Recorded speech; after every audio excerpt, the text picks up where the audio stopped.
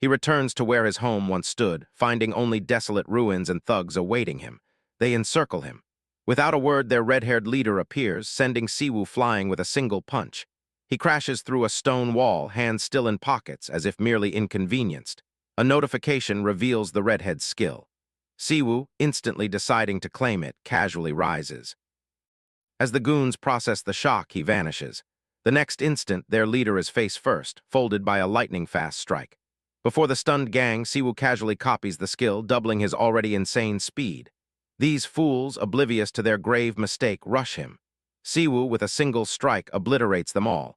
They never knew he had just returned from the demon realm. He spent a century there, fighting for survival before soloing the final boss.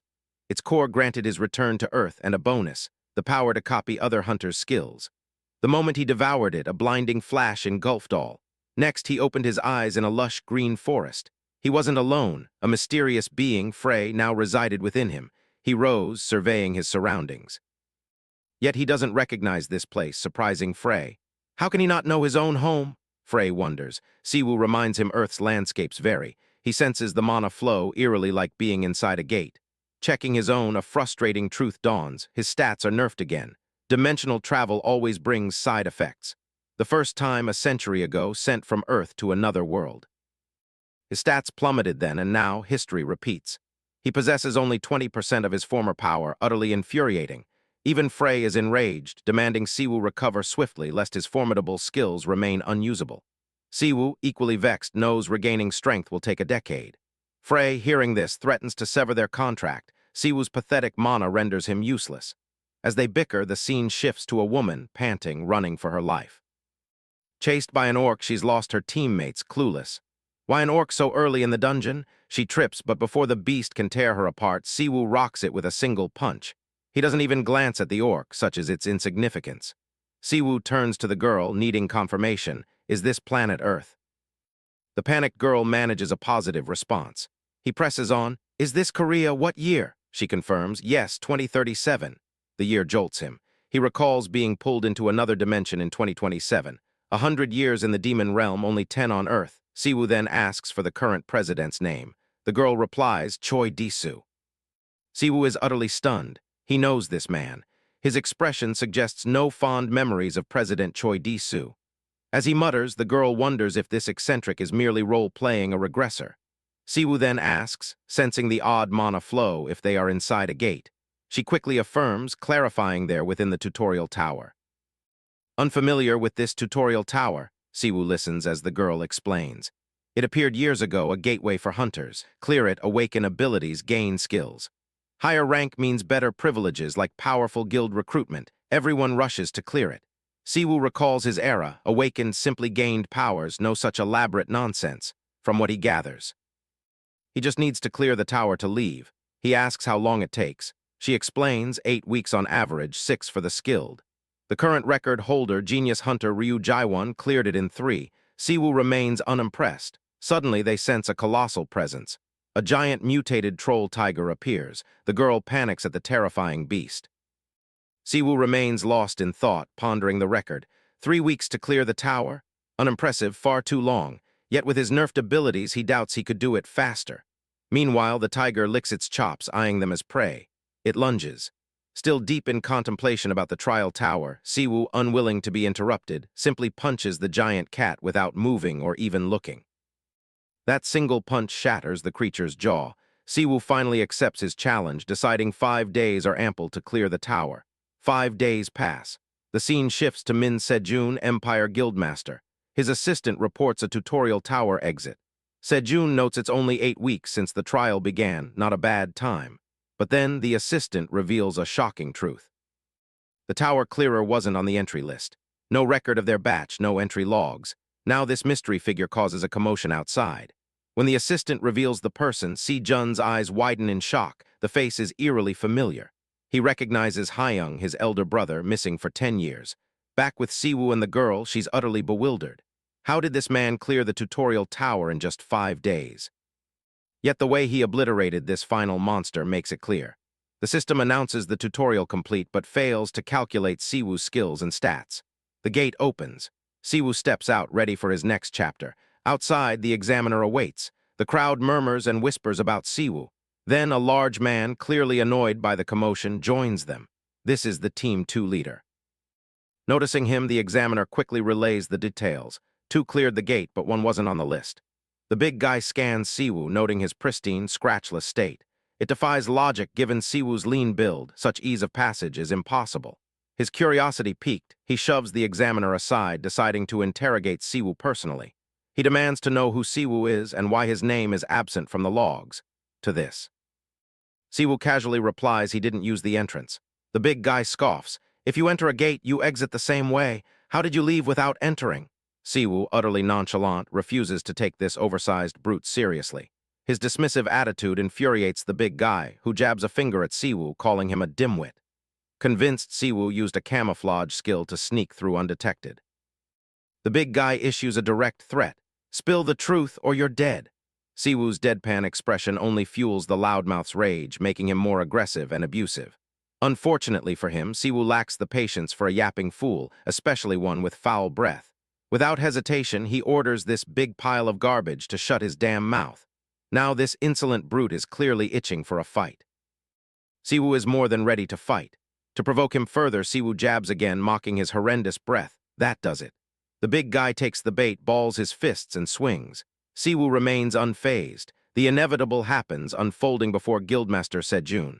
Soon, all the jackasses who challenged Siwoo are on the ground. The staff is in a frenzy. The disturbance causer not only fought security, but also vanished instantly. Guildmaster Sejun immediately orders CCTV footage pulled. It shows the big guy and his goons charging Siwoo, but Siwoo moves so fast the camera can't capture him. All three idiots are knocked out cold. A staff member reports Siwoo took down 5 hunters before disappearing. Since no one saw him leave, staff assume he used stealth abilities. But Sejun disagrees. Siwoo used no gimmicks, he just moved insanely fast. Sejun is 1000% sure this is his brother, Siwoo, unchanged from 10 years ago. He orders staff to mobilize the entire Empire Guild to locate him immediately, but strictly prohibits confrontation. They are to politely introduce themselves and bring him to the office. Sejun wants a personal meeting. As staff rush, Sejun wonders where Siwoo's been all this time, only to suddenly appear. His vanishing and reappearing is suspicious. There must be a solid reason. If Siwoo was in Korea, he'd have visited Empire Guild many times. Sejun is now most curious about his whereabouts. He then focuses on the girl who exited the tutorial tower with Siwoo, but she quickly waves it off, claiming no connection other than exiting together. Sejun believes her, genuinely impressed she cleared the tower faster than expected. This means she gained decent skills. Flustered, the girl modestly admits to an A-rank skill. That's no small achievement. Sejun, already considering recruiting her, assures tailored contract terms. He hopes she'll happily sign. The girl, thrilled, accepts without hesitation. Just then an arrogant bastard enters, immediately throwing shade at Empire Guild's reputation. Sejun recognizes the loudmouth, warning him to watch his tongue. This is Hunter Ryu Ji-won, S-rank guildmaster of Jumgang Guild. Beside him, Choi Sungil, S-rank manager of White Lion Guild. These two also caught wind of the unregistered awakened who cleared the tower. Ryu Ji-won is surprised the entire security team was defeated by one person. Judging by the guard's pathetic state, Ryu is certain the guy has serious power. Choi Seungil agrees, wanting to locate the mysterious awakened ASAP.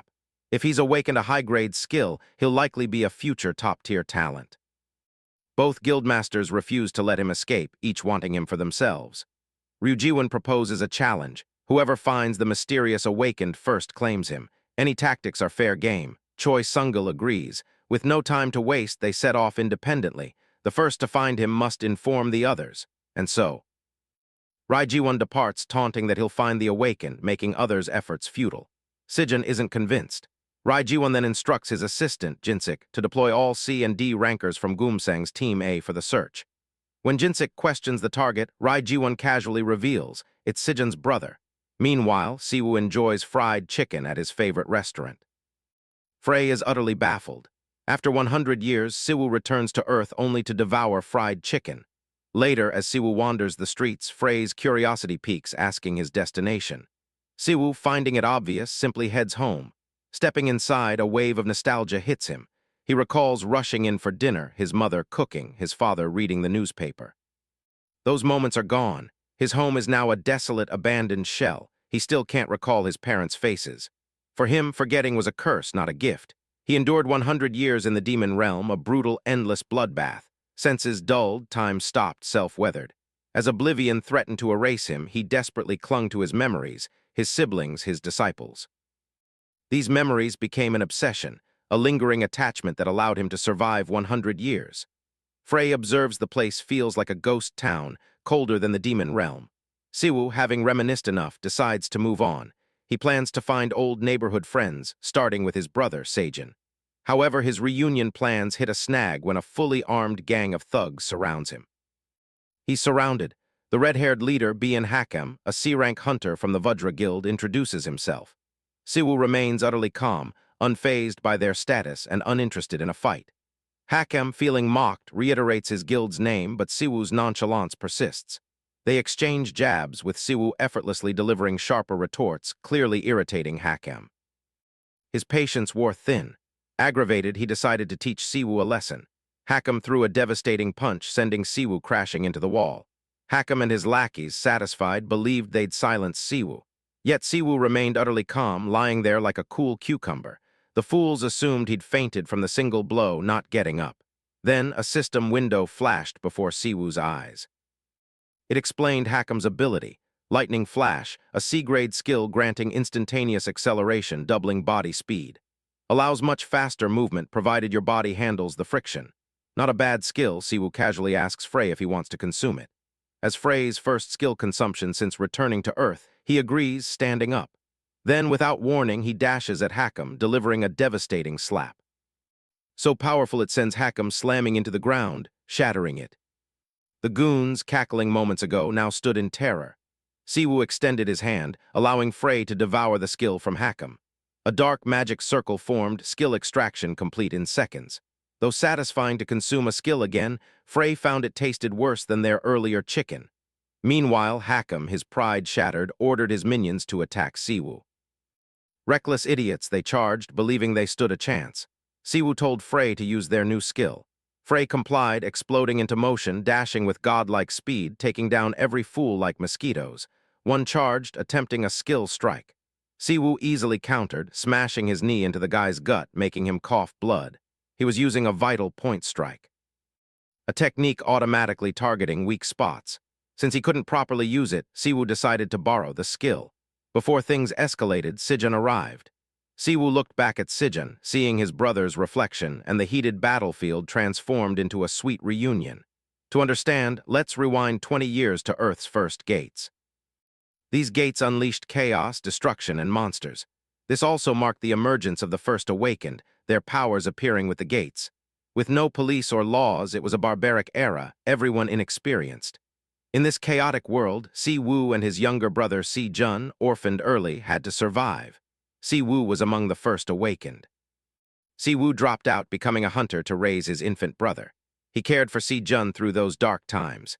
Now Siwoo follows his brother to a lavish new home. Si-jun, smitten, wonders if it's a loan or earned.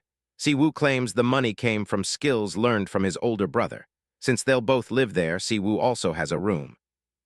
Siwoo can't believe his brother, gone for 10 years, is back. He talks non-stop, happy to raise him again, grateful for his hard work. Seeing Siwoo's chatter, Sejun knows it's truly his brother. Sejun then asks why he disappeared, where he went, and why he chose now to return after all this time, having searched so hard. Siwoo has 100 years of adventures to share, a story for a heart-to-heart. Later, they sit as Siwoo explains. 10 years ago, after defeating the fourth demon lord, an artifact transported him to another dimension. There, he met Predator, a being extracting skills. For a century, he honed this ability, seeking dragons with dimensional magic.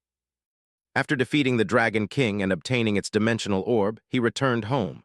His friend Predator, also Frey, crossed to Earth with him, now inside his body. This revelation freaks Si-jun out, worsened when Siwoo casually calls Frey a gut parasite. Siwoo admits it sounds like nonsense, but promises his brother he's not lying. Si-jun trusts his brother. Given the world's drastic changes, he's not surprised by the absurd story. He's just glad Siwoo is back.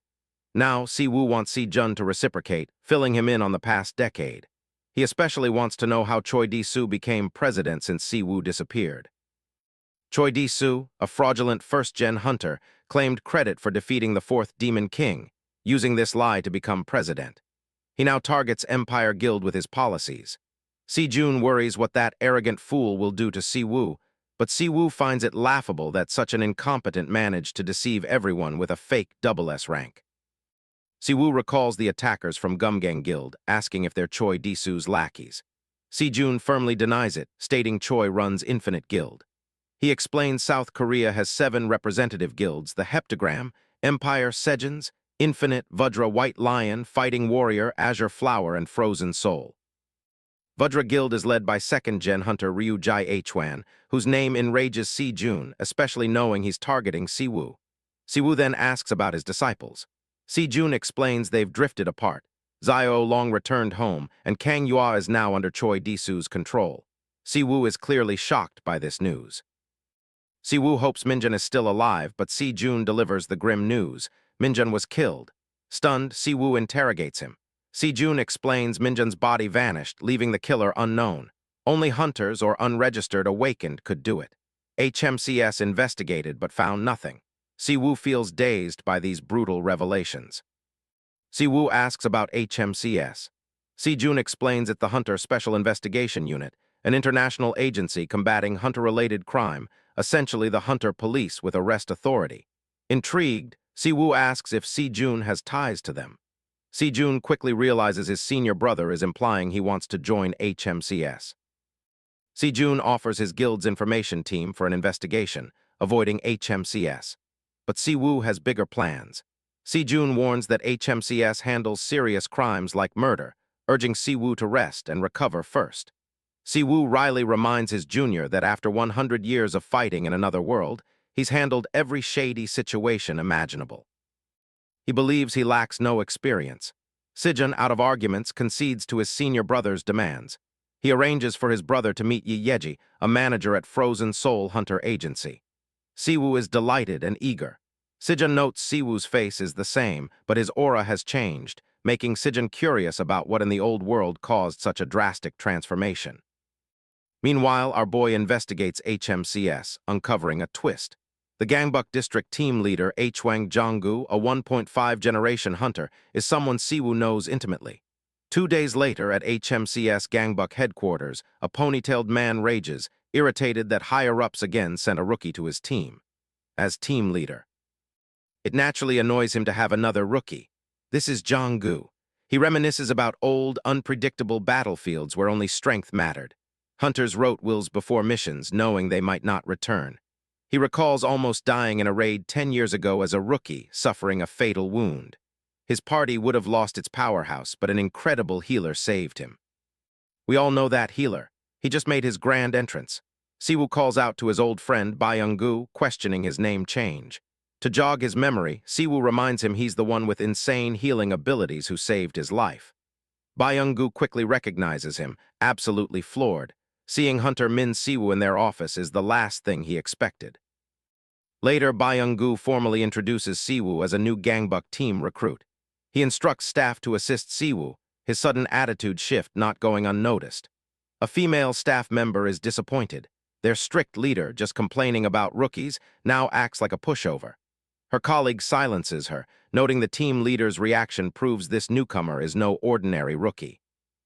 Byung-gu, in his usual arrogant tone, commands Sung-ah to the concrete room for a briefing.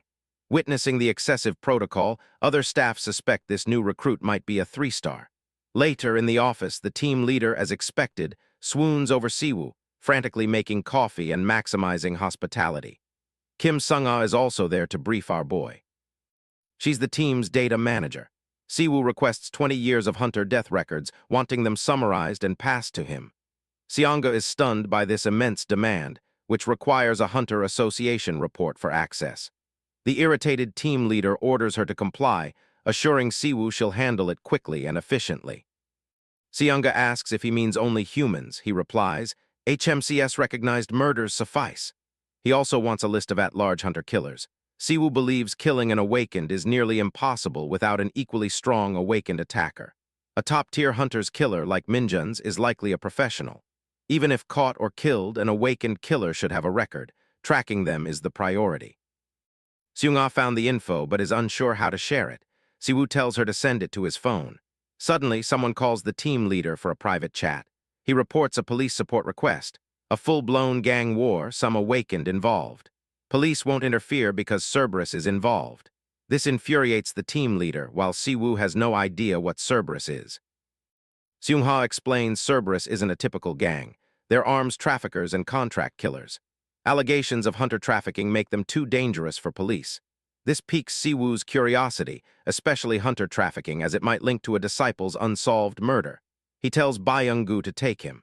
The team leader, annoyed by his old name, reminds Siwoo it's Jong-gu now. The scene shifts to a battlefield. Cerberus has decimated the Bloodless Reaper gang. Kang-ho, Cerberus's second-in-command, is smug after their victory. Jikin, third-in-command, cracks dark jokes about their easy victory. As they revel, their celebration is abruptly interrupted. A massive explosion rocks the area. Our boy, casually walking in, just blew out the building wall for his entrance. Kang-ho's non-stop bragging convinces Siwoo he's killed hunters riding high. This thrills him. He wants this bastard to show his true strength. The website seems to have skipped panels. Their conversation implies a prior fight with Siwoo. Now they're utterly hopeless. Our boy is on a different level. Alone, he's making them all flee for their lives. After many failed attempts, Kang-ho goes all out, activating his B-rank skill, full body armor, which boosts resistance to magic and physical attacks. Kang-ho charges, his lackeys follow, but Siwoo quickly takes them all down, stealing their skills. Siwoo's only reason for being here was to gauge his own strength, to see how powerful awakened criminals have become. And since these guys were clearly a lost cause, he decided to eliminate them early. The team leader then arrived, reporting the club's upper floor cleared. He was baffled by the bodies on the ground. Siwoo proudly explained he left one alive, the hot shot, for interrogation. The team leader, worried, ranted about legal protocols, stressing they needed them alive. But since those bastards attacked first, he decided to frame it as self-defense. The team leader's agitation stems from these ruthless individuals already having warrants for immediate execution. Siwoo dealing with them alone is insane. He now understands Siwoo's mad dog reputation. As they talk, a coward hiding under furniture calls his senior, reporting the entire Cerberus gang wiped out. The prominent figure on the other end is Gert, an A-rank hunter, guildmaster of Hong Kong's Red Guild. Gert immediately moves to see his brother. Association members apologize, offering condolences. But Gert, with a single objective, demands to see his brother. He learns Jekin's body is undergoing forensics, requiring his verification to proceed. The redhead hunter finds this conversation promising. He'd learned his brother's killer had HMCS ties, claims the association agents hadn't verified. Gert, irritated, asked to leave voluntarily. They informed him it wasn't allowed. He must remain in his designated spot. Non-compliance would invoke international law, leading to deportation. In this exchange, Gert was clearly on the defensive. Though ticked, he realized his temporary freedom stemmed from his brother's fate. He then tasked his assistant. Yu Yanpeng, a formidable B-rank hunter, handles his dirty work. Gert seethes, consumed by vengeance for his brother. Meanwhile, Siwoo learns Minjun's murder was followed by a robbery. Mana in this world is traceable, revealing a hunter's attributes and rank. Normally, mana tracing aids investigation, but the cunning culprit covered their tracks. Minjun, an archaeologist, had valuable research, yet no mana-infused items remained. Siwoo suggests a mere burglary, not a planned assault, a notion Sejun finds ridiculous. Siwoo counters, citing the report's mention of valuable stolen items. Valuable items increase the chance of leaving evidence. Siwoo deduces that to truly erase mana traces, the culprit would have burned the place down. Thus, Minjun's murder and the robbery were separate incidents. Someone exploited his death. Siwoo, having seen similar cases, is determined to crack this one, despite his brother's skepticism. His brother considers Minjun's possessions a lost cause, but Siwoo boldly pursues the case. His confidence soon shatters. Frustrated in an alley, he rages at the lack of leads despite numerous thieves. Siwoo hits a dead end. However, Sherlock Holmes gets lucky, overhearing two hooligans. The hooligans discuss an organization locking down locations and eliminating groups without warrants. This organization wields global authority over hunters, ruthlessly dispatching criminals. Their brutality means encountering them often leads to death, not prison. Yet, Skilled hunters rarely join such organizations like the HMCS. They prefer guilds offering better packages. Still, the current threat forces them to relocate their warehouse for safety. Having heard enough, Siwoo, Sherlock Holmes, reveals himself, demanding to know about their warehouse. He terrifies them. Rabbitface recognizes Siwoo, the notorious criminal cleaner, and is petrified. The boss immediately calls for backup. Unyielding, Siwoo menacingly demands the warehouse location. The desperate boss offers a subordinate to save himself. His men arrive, boosting his confidence. The arrogant boss believes outnumbering the HMCS investigator guarantees victory, an easy kill. But Siwoo is pleased they've lined up for him, because now he can freely target and practice his new skill. Activating it, Siwoo glows golden, blinding the men. Soon, all are defeated by an electrical strike. He stands over the lackey, asking if he'll reveal the warehouse location. Seeing this monstrous investigator defeat his men, the lackey helplessly questions Siwoo's humanity. Siwoo gleefully declares himself a lunatic. The scene ends with all subordinates captured. Siwoo progresses thanks to Minjin's secret research journal, guarded by a security spell explaining why no one else can crack it. The lock requires the owner's original mana. Siwoo seeks not its contents but the mana within. He calls Byung-gu, requesting a car and cleanup squad for the criminals he just apprehended. He has other business. Next, we learn of a neutral zone, a secret market where strange abilities are exchanged, the skill-based Black Skyfall. Here, a lady practices her craft, sensing Siwoo's arrival. She is the great shaman Mumyung, one of the market's 5 chiefs. Siwoo explores, noting little change in a decade. Frey mentions his popularity, with everyone turning their attention to him. Siwoo avoids causing trouble here. Intriguingly, Mumyung meets him, having wanted to speak. Inside, she notes he hasn't aged in a decade, wondering about his activities after his long absence. Siwoo, unwilling to explain his century-long ordeal, hands her the journal to extract mana. Mumyung appreciates his directness, reminding him of the procedure Siwoo already knows. As he slices his palm to draw blood, the logic links to mana. Returning mana to its original state is nearly impossible. Like separating ingredients from cooked curry, it's an irreversible process. But this impossible situation is overcome by this woman, unnamed. She's a mana hacker, her powers defying causality itself. She possesses a unique superpower. Society eyes such individuals suspiciously, fearing they might be disguised criminals. She hacks the mana, relishing her completed work. Frey finds her utterly creepy. She doesn't charge him. Siwoo, in a hurry, leaves without explanation. The baddie calls him mysterious. Frey is deeply unnerved by her. Even Siwoo wonders why Frey is so upset. It was a simple blood contract ritual. Siwoo's next stop is the History Research Institute, Min Jin's murder scene. Inside, he moves freely, its Empire Guild property. He's surprised to find lingering phantoms, unaccepting of Min Jin's death. Siwoo wants to access memories from the crime day. He casts Mana Remembrance to do so. This allows him to experience the Mana wielder's emotions. Siwoo witnesses an avatar version of events. He can't see vividly. The skill only shows emotions, not memories. Siwoo knows Min Jin was a highly capable hunter. His killer must have been extremely skilled to outclass him. Siwoo sees his final moments, realizing the culprit is a VIP. Min Jin had deeper ties to another organization. Frey worries for him. Even in the demon realm, he prioritized his disciples and siblings. After a century, his first thought on Earth was to check on them. Now he's found a disciple wasted away. Frey knows this hits him hard. Siwoo avoids the subject, but his companion senses his emotions spiraling. Siwoo doesn't show these emotions on his face. Despite internal pain, Siwoo insists he's fine, claiming a breakdown is natural after a century. Suddenly, Ryu appears from behind. He's annoyed, having tailed Siwoo all day. Ryu orders him to come along, but Siwoo confidently points out all 6 hidden goons. Impressed, Ryu offers him 2 choices. First, comply happily and go with the group. Second, the hard way, get cut up and dragged to their leader. You won't believe his next move. He willingly raises his hands, surrendering peacefully. Ryu orders him tied, but this is what Siwoo wanted. He baited and sliced one man, revealing his true intentions, now provoked. The others try to jump him, Jujutsu Kaisen style, but Gert appears, declaring he'll deal with his target. Siwoo is unfazed, inviting him to try. Gert confirms if Siwoo killed Jaken, his brother, from the Cerberus gang. Siwoo calmly states he didn't care for the name, nor did he ask. He just eliminated some trash. This heartless remark enrages Gert, who lunges to rip him apart. The redhead's confidence gets the better of him, but Siwoo remains unworried. He casts instant healing, surprising the A-rank hunter who immediately goes on the offensive. Even Gert's underlings are shocked Siwoo blocked an A-rank hunter's attacks. Siwoo keeps the other henchmen out of the fight with his lightning flash skill, instantly dispatching the mob as he prefers facing someone powerful. They can't believe he's a powerful healer and an incredible combat specialist.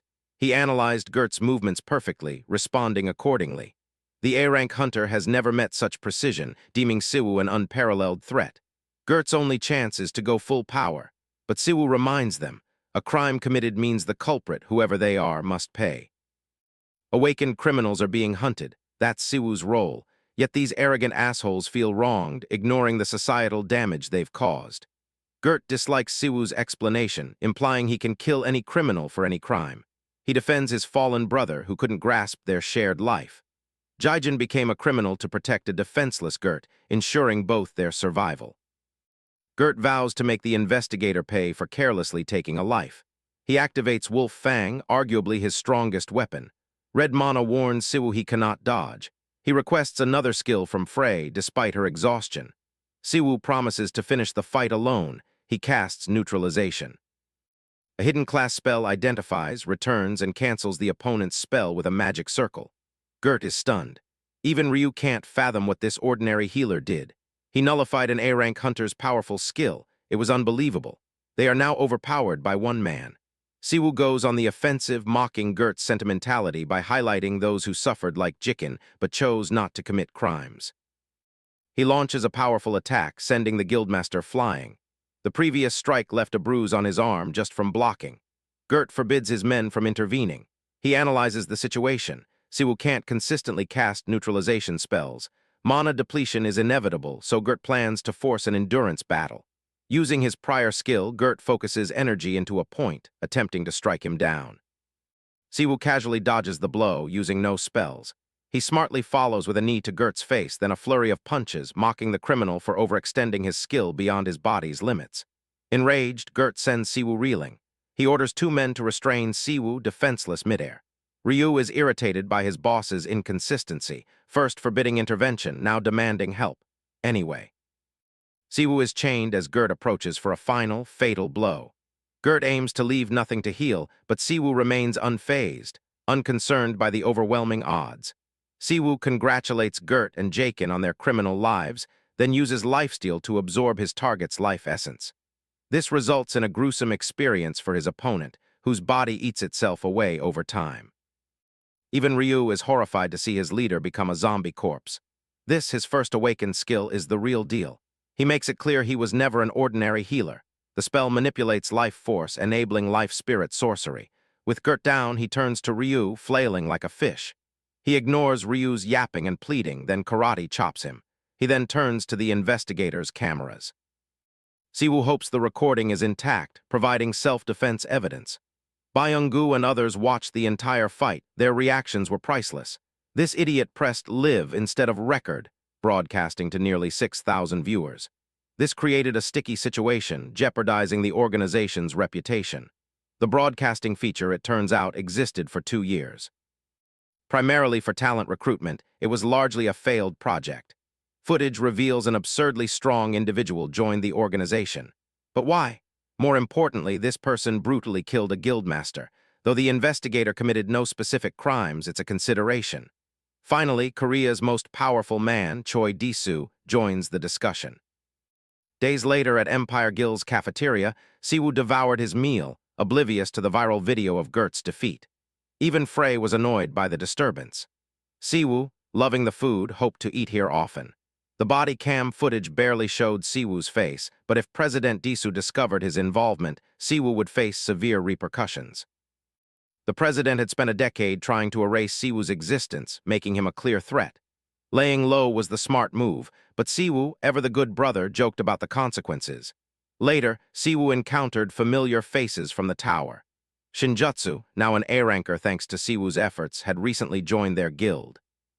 The guildmaster's thoughts of a hunter seminar were confirmed. Chuhei-men and Yamato from different guilds were introduced, along with Teiji from the Imperial Guild, who expressed pride in Siwoo's achievements.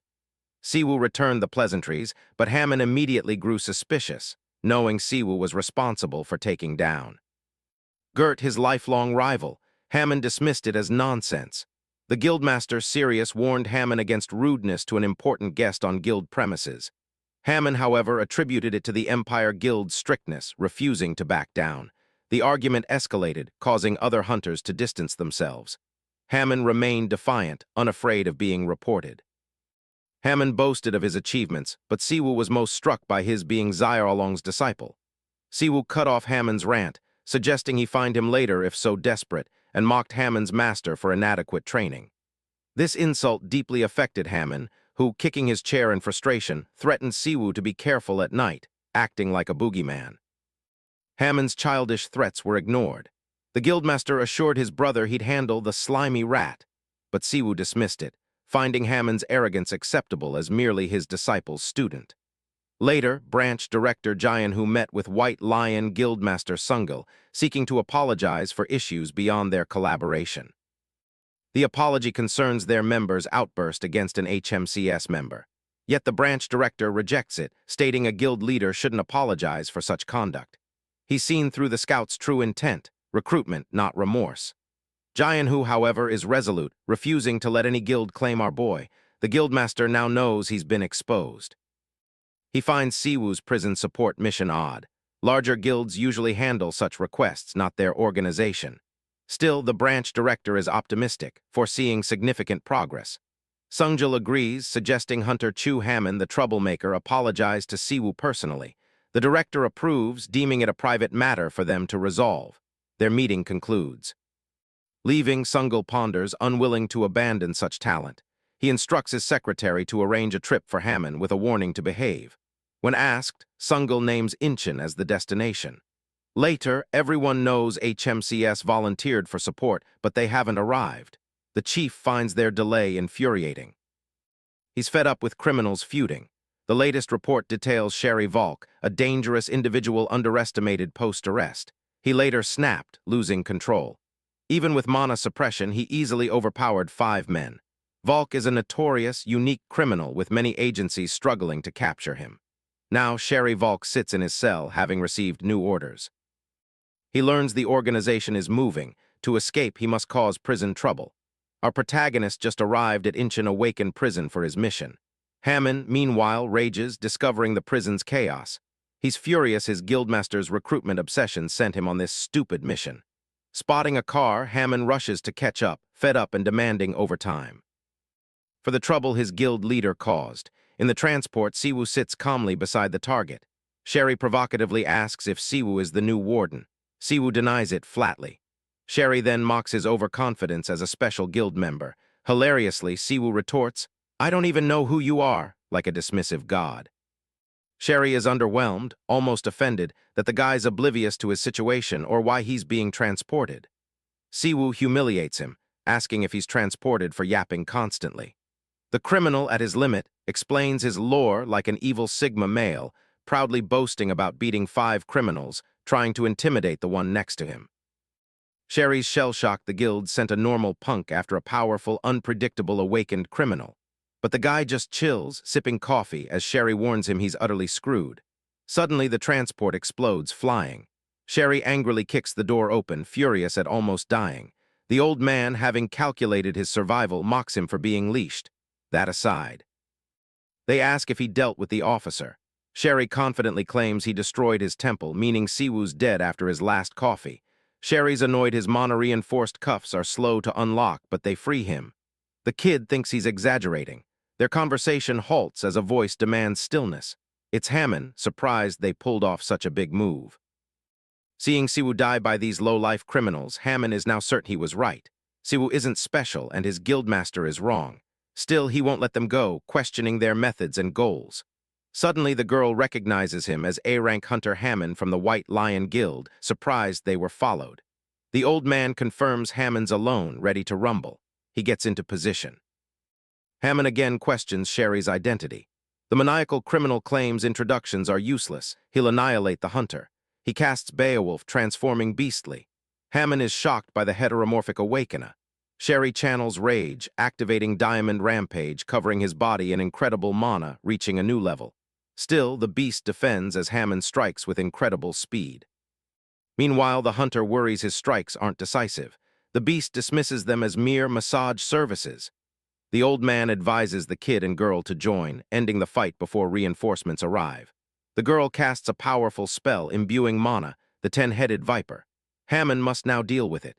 He evades, ridiculing the snake, but his words backfire as the snakes restrain him with a tracking skill. Stuck, the beast seizes its chance, landing a heavy blow that fells Hammond. Sherry scoffs at the hunter, deeming him no threat, just a privileged kid.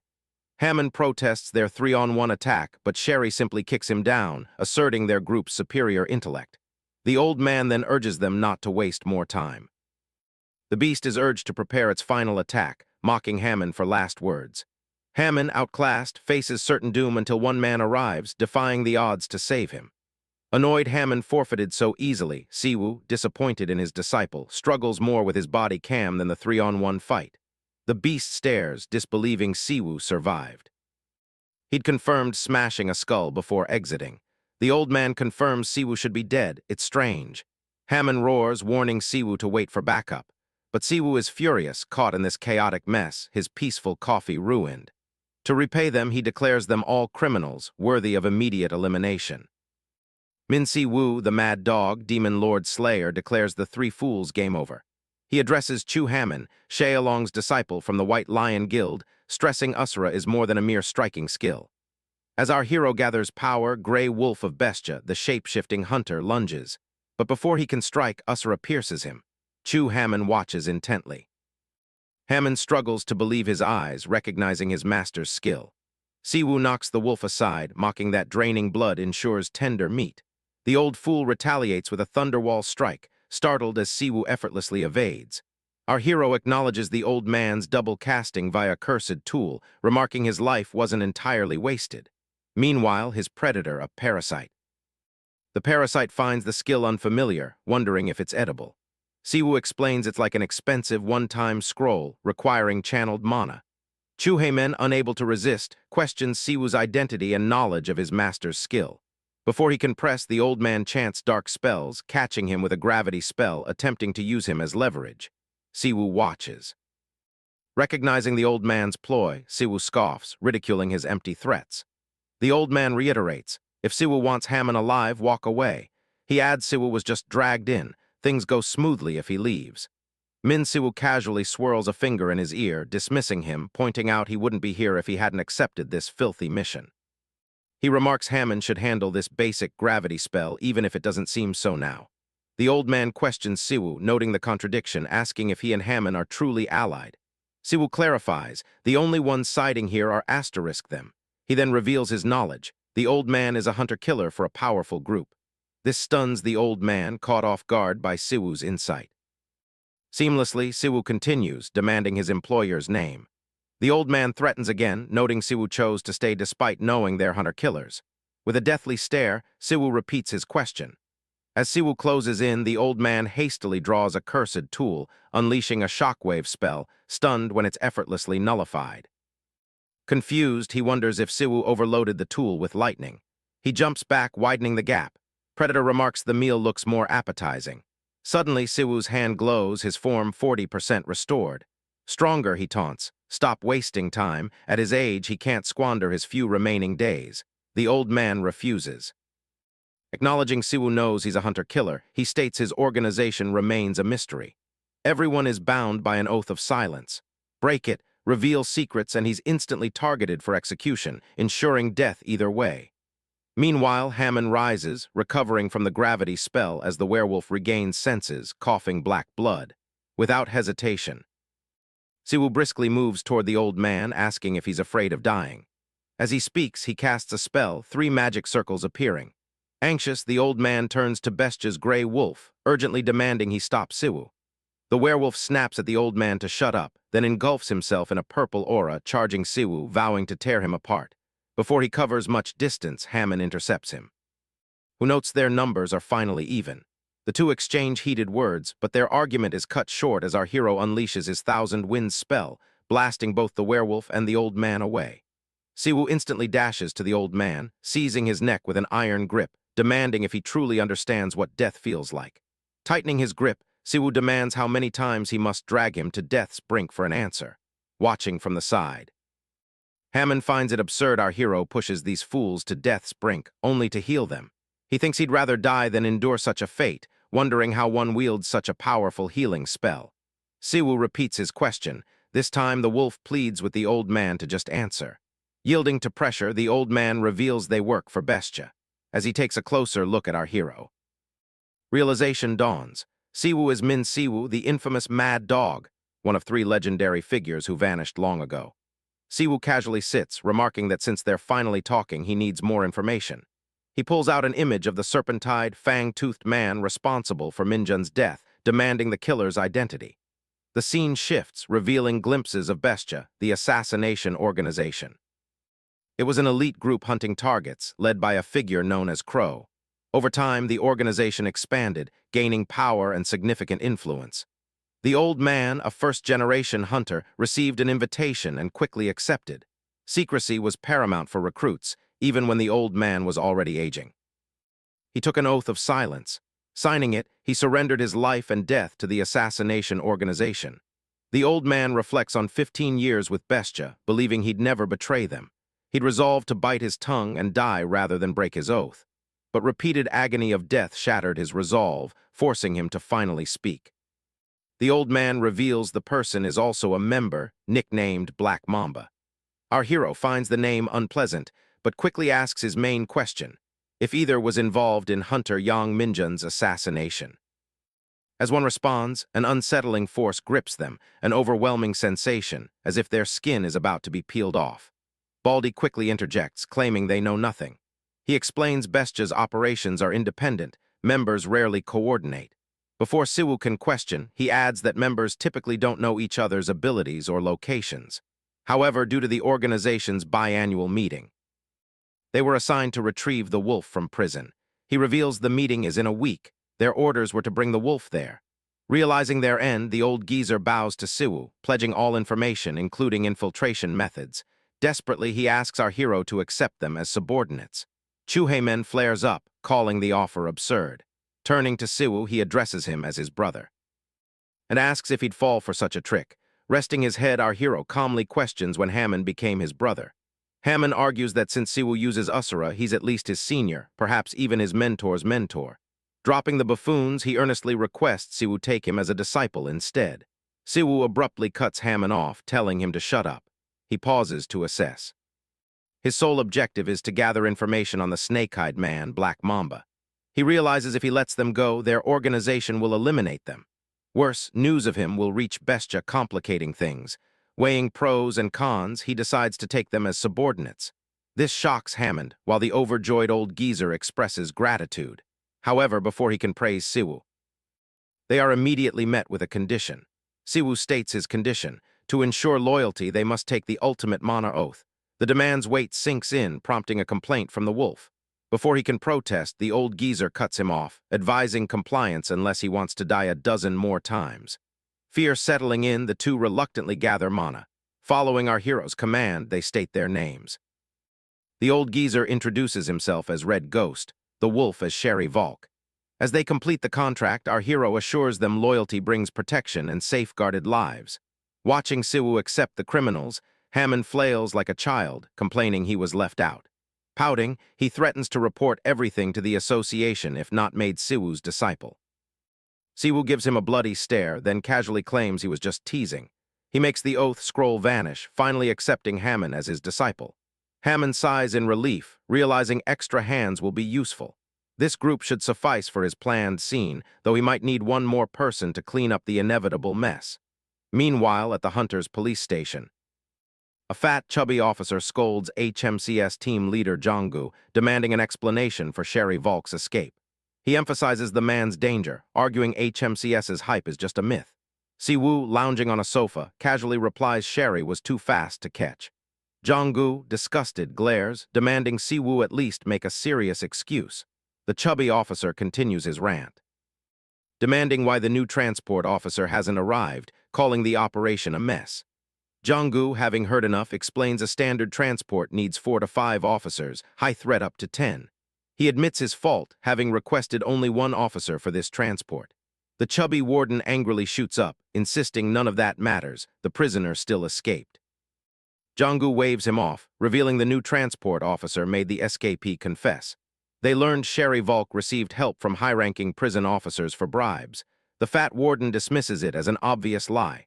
Jong-gu, calm, acknowledges the skepticism, but insists the matter warrants immediate investigation.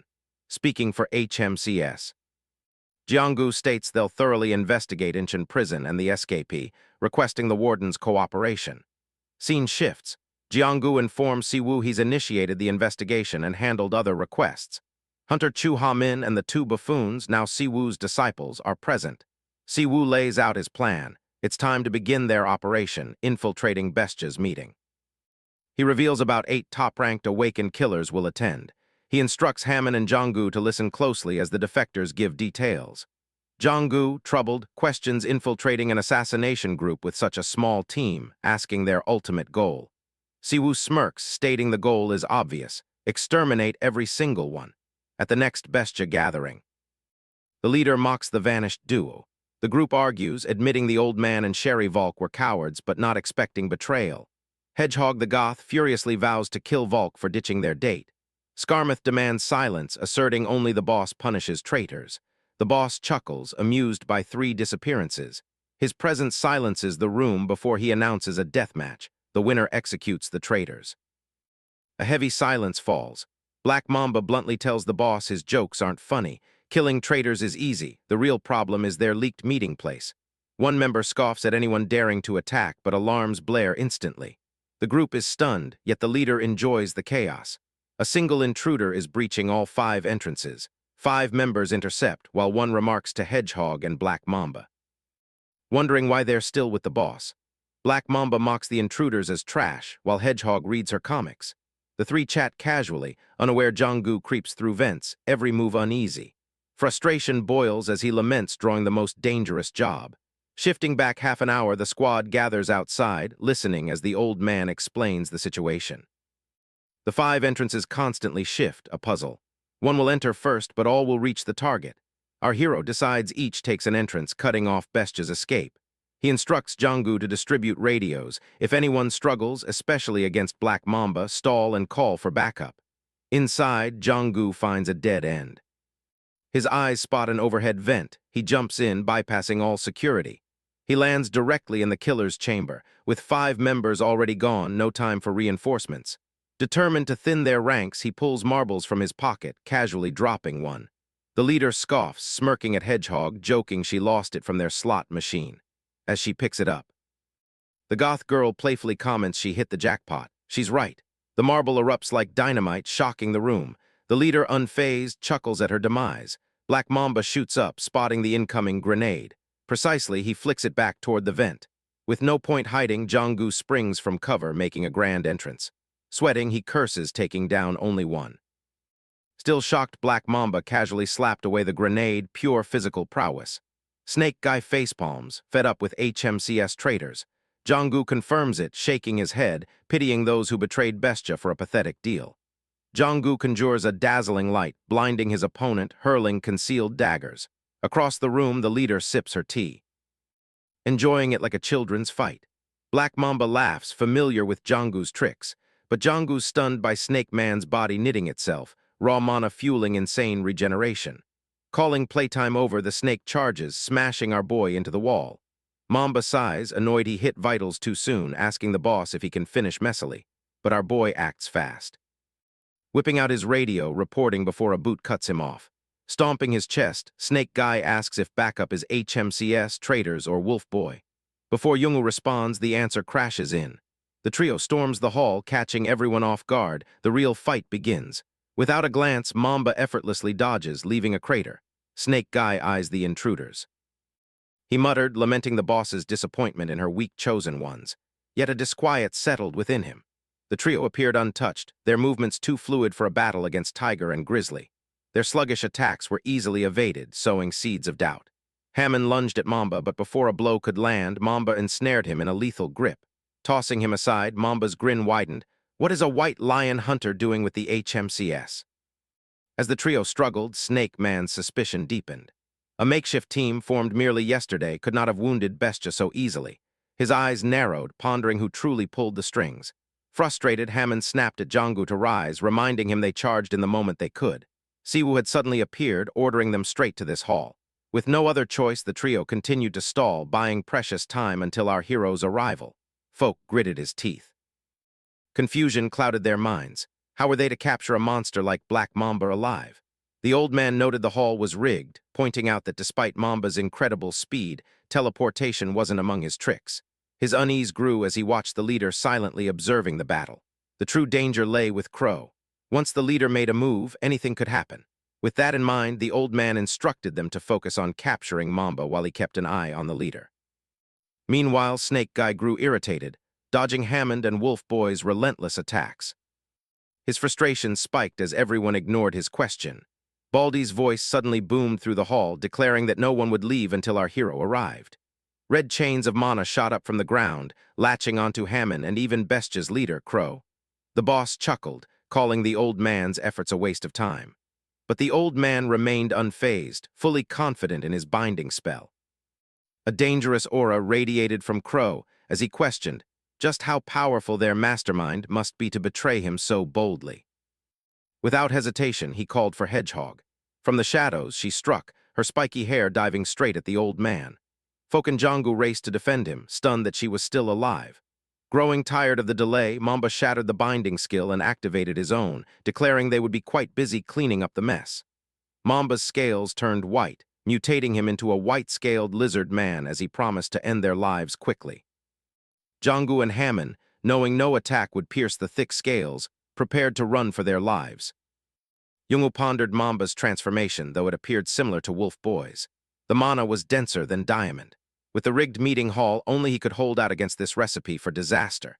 He judged it impossible to aid Valk and the old man against Hedgehog. Helping in the only way the weak guy could, he threw a dagger into Mamba's arm. Before the lizardman could take it out, it glowed green, indicating a corrosion skill. Yungu continued his barrage of daggers before being blown away. Hammond warned him of the flying boulder headed his way. But Mamba quickly reminded him not to look away in a fight. The monster teleported behind Jonggu, warning that innocent hunters had gravely misunderstood the situation. With a firm chokehold, the lizard man pointed out that skill ranks and mana numbers meant nothing in a dirty fight. He declared it a mistake to challenge them on their turf. Meanwhile, our hedgehog was busy exacting revenge on the lying Valk. The meeting hall was equipped with various self-destructing and buffing mechanisms for the Bestia members. It was no wonder they called it the Snake's Den. Anyone who enters is never leaving alive. Mamba told Jonggu to give up his frivolous effort, nearly knocking our boy out, when he suddenly sensed an ominous aura. Crow immediately leaped backward as our hero flew by his buddy Jonggu and slammed the ugly lizard into the den's wall.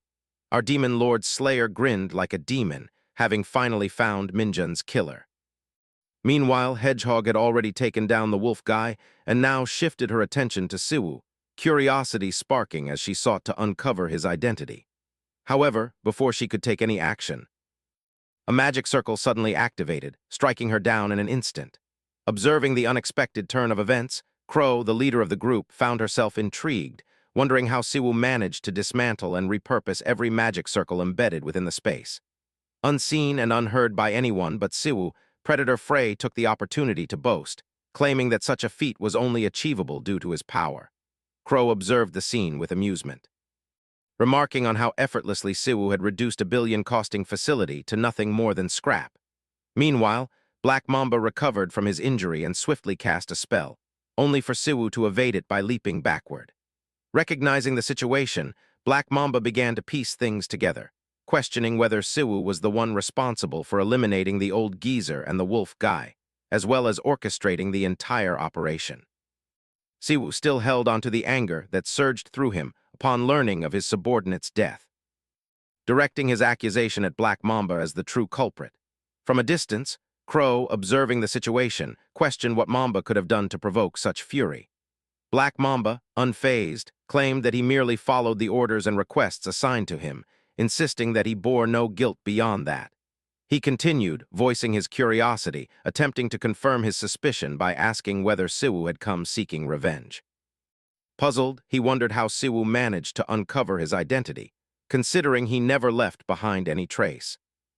Siwoo formed a thunder circle in his hand, making it clear that he intended to take his revenge, though there was something he needed to uncover first. Meanwhile, Crow found herself backed into a corner by the others. Raising her hands, she directed her curiosity toward her former crew members, questioning what could have possibly happened to turn them into Siwoo's obedient followers so suddenly. As this unfolded, the thunder circle Siwoo had been casting finally reached completion, revealing that he had successfully reversed buff-enhancing magic into traps instead. Black Mamba, struggling against the suppressing trap, tried to piece together Siwoo's abilities, wondering whether he was a tracking-type magic user or a melee hunter. Yet none of the possibilities he considered seemed to fully align with what he had witnessed.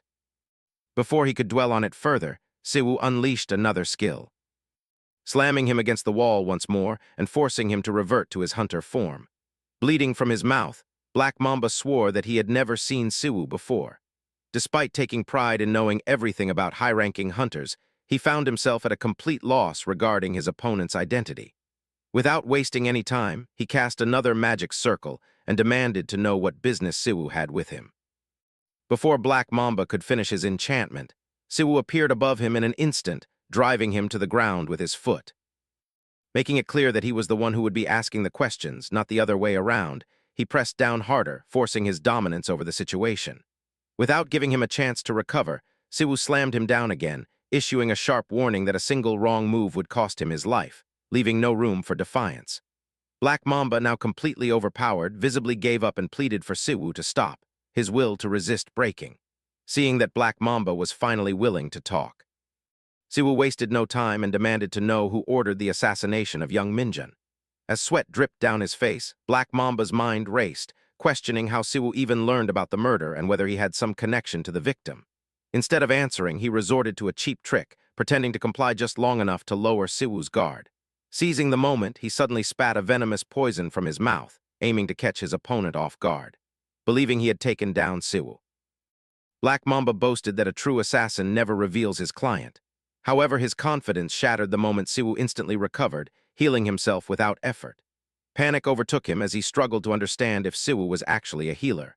Desperate, he turned to Crow for help, only to find her completely surrounded by Siwoo's disciples, leaving him with no way out.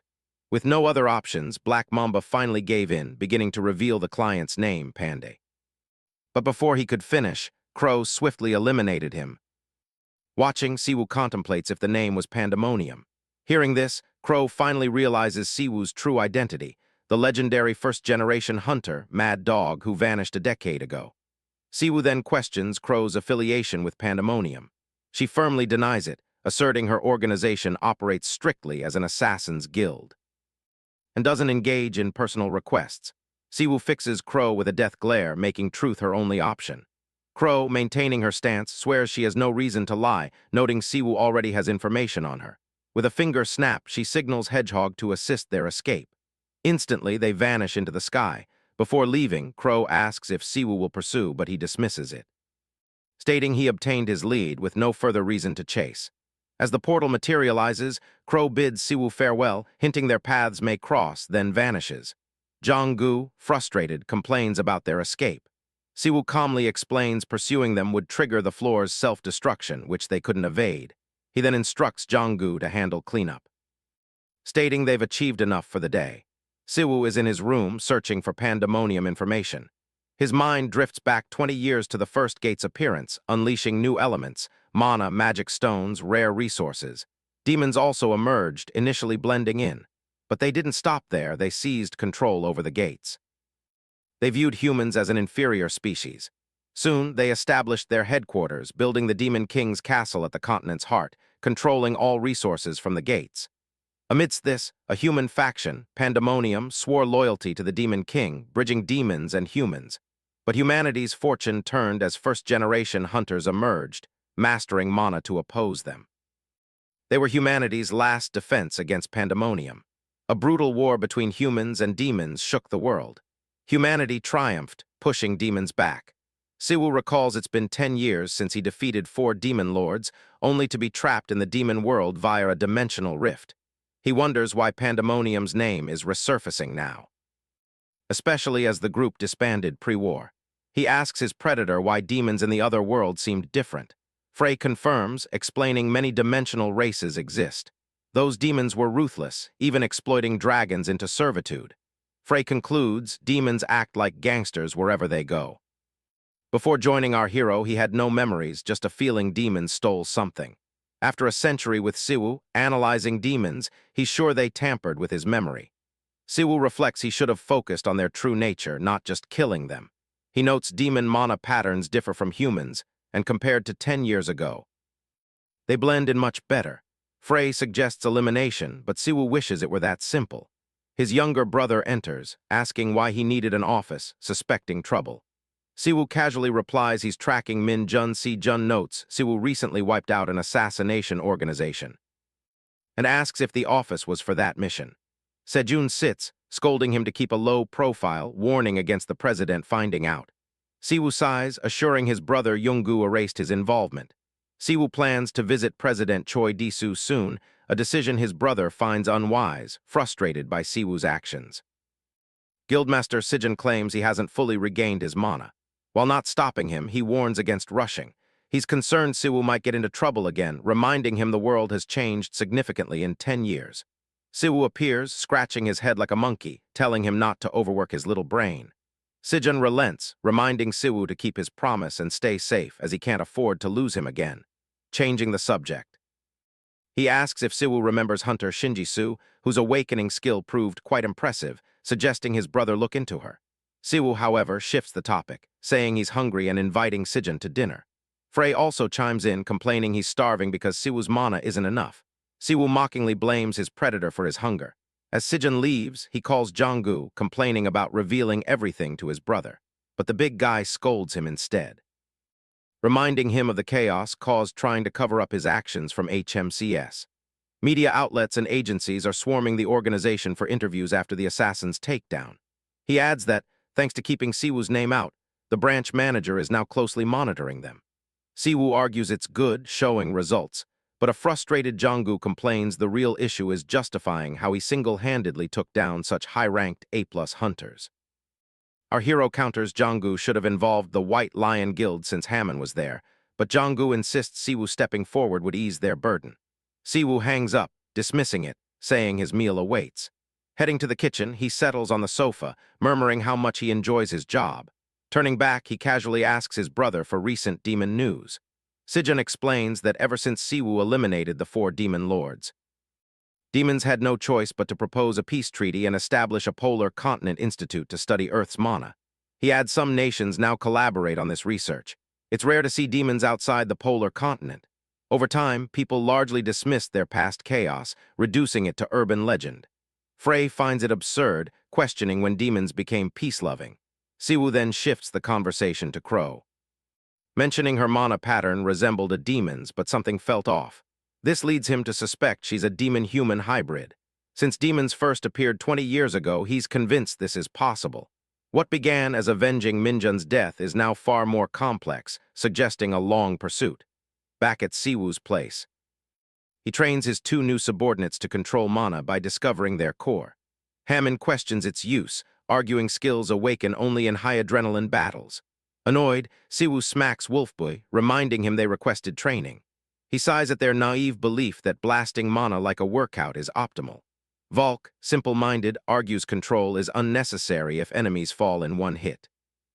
Siwoo states the easy tutorial tower spoiled them, fostering brute force reliance. Sensing a mana core demands precise control, which his new disciples lack. He analogizes an internal space where mana gathers, often called danshin or core. Each awakens with a unique trait, releasing mana as skills. The more refined their control over core power, the stronger their abilities become. Training is essential, not just to expand mana reserves, but to enhance skill effectiveness. Siwoo, acting like an old man, mocks them for only 20 years of power use. He tells them to stop complaining and follow his instructions to get stronger. He warns of grueling training for bestia traitors until atonement. Suddenly, a visibly distressed Jonggu arrives. Jonggu demands why Siwoo didn't answer his phone. The mad dog casually replies he doesn't pick up calls 24/7. Ignoring him, Jonggu stresses an immediate HQ meeting with the branch director. At the HMCS office, Siwoo eyes Jonggu suspiciously, asking if he snitched. Jonggu adamantly denies it. Before more, two sassy colleagues approach, the Gangnam team leader and his lackey, teasing Jonggu about his sudden fame. Seeing Changwon back, Jonggu tells him to quit slacking and do his job. Ignoring the bickering, the Gangnam team leader turns to Siwoo, but our hero is uninterested, casually picking his ear. Jonggu steps in, sighing jet-lag makes the Gangnam turd spout nonsense. Changwon's aide fires a nerdy comeback, and Changwon rambles about jealousy over his team's international success. Meanwhile, the gangbook team handles petty thugs. Siwoo, on his phone, barely acknowledges them until the nerd demands respect. He instantly flips him off, telling him to clear the space his leader hogs with fake, roided muscles. He then smirks at the aide's glasses, asking if Four Eyes is blind. The nerd seethes, demanding to discipline the rookie. Jonggu, ever rational, sighs, asking if Four Eyes has any EQ. Changwon scoffs, asking if Jonggu is deaf, having missed Siwoo's senior bashing. Loyal Jonggu denies it, while our hero grins, quipping the orc's ears are fat-clogged. That's the last straw, his rage boiling over. Changwon cracks his knuckles, declaring to the office it's time to teach these punks a lesson and show who's boss. Suddenly, branch director Jonho materializes, startling the Gangnam team. Ignoring them, he warmly greets our duo, apologizing for the dimwit's delay. Jonho swiftly escorts his esteemed guests, even asking their tea preference. Fuming, Changwon tries to complain, but the boss cuts him off, casually reminding him of his Japan mission failure. That instantly silences the Gangnam turds. Speechless and jealous, their minds race, trying to fathom the rookie's insane connections. Inside, Youngwoo's on edge, while Siwoo, unfazed, directly asks about his summons, amused by his bluntness. The director laughs, shifting to the Incheon prison escort.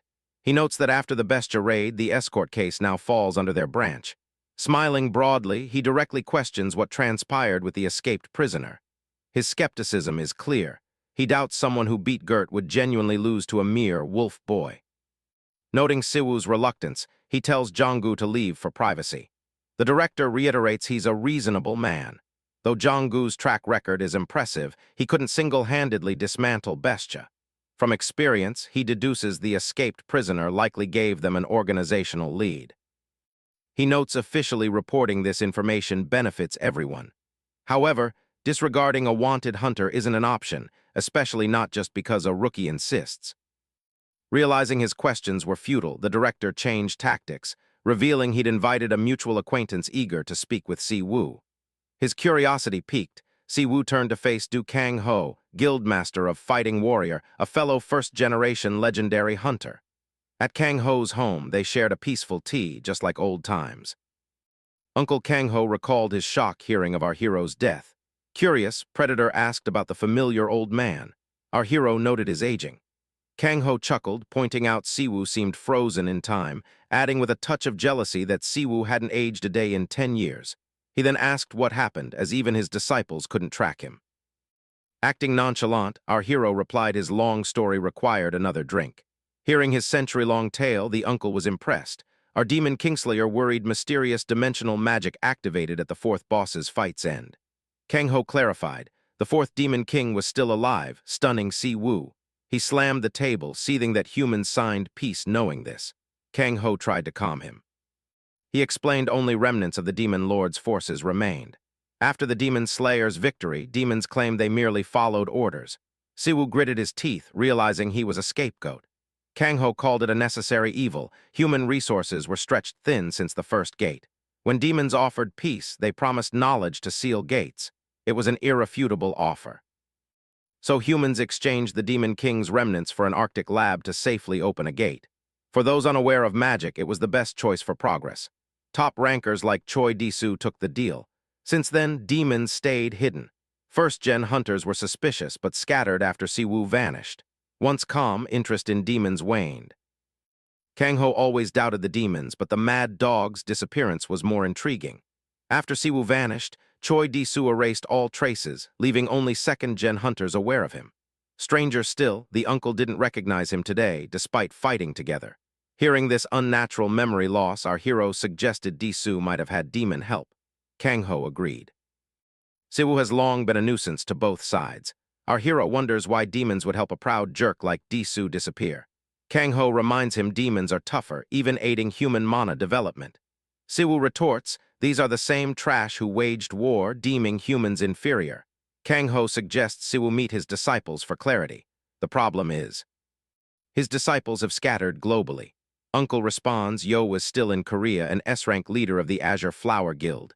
Kang-ho's disturbed. The redhead who clung to him now works for Disu. Our hero shrugs it off. Everyone has their reasons. After laughing over nasty liquor, Uncle mentions his brother.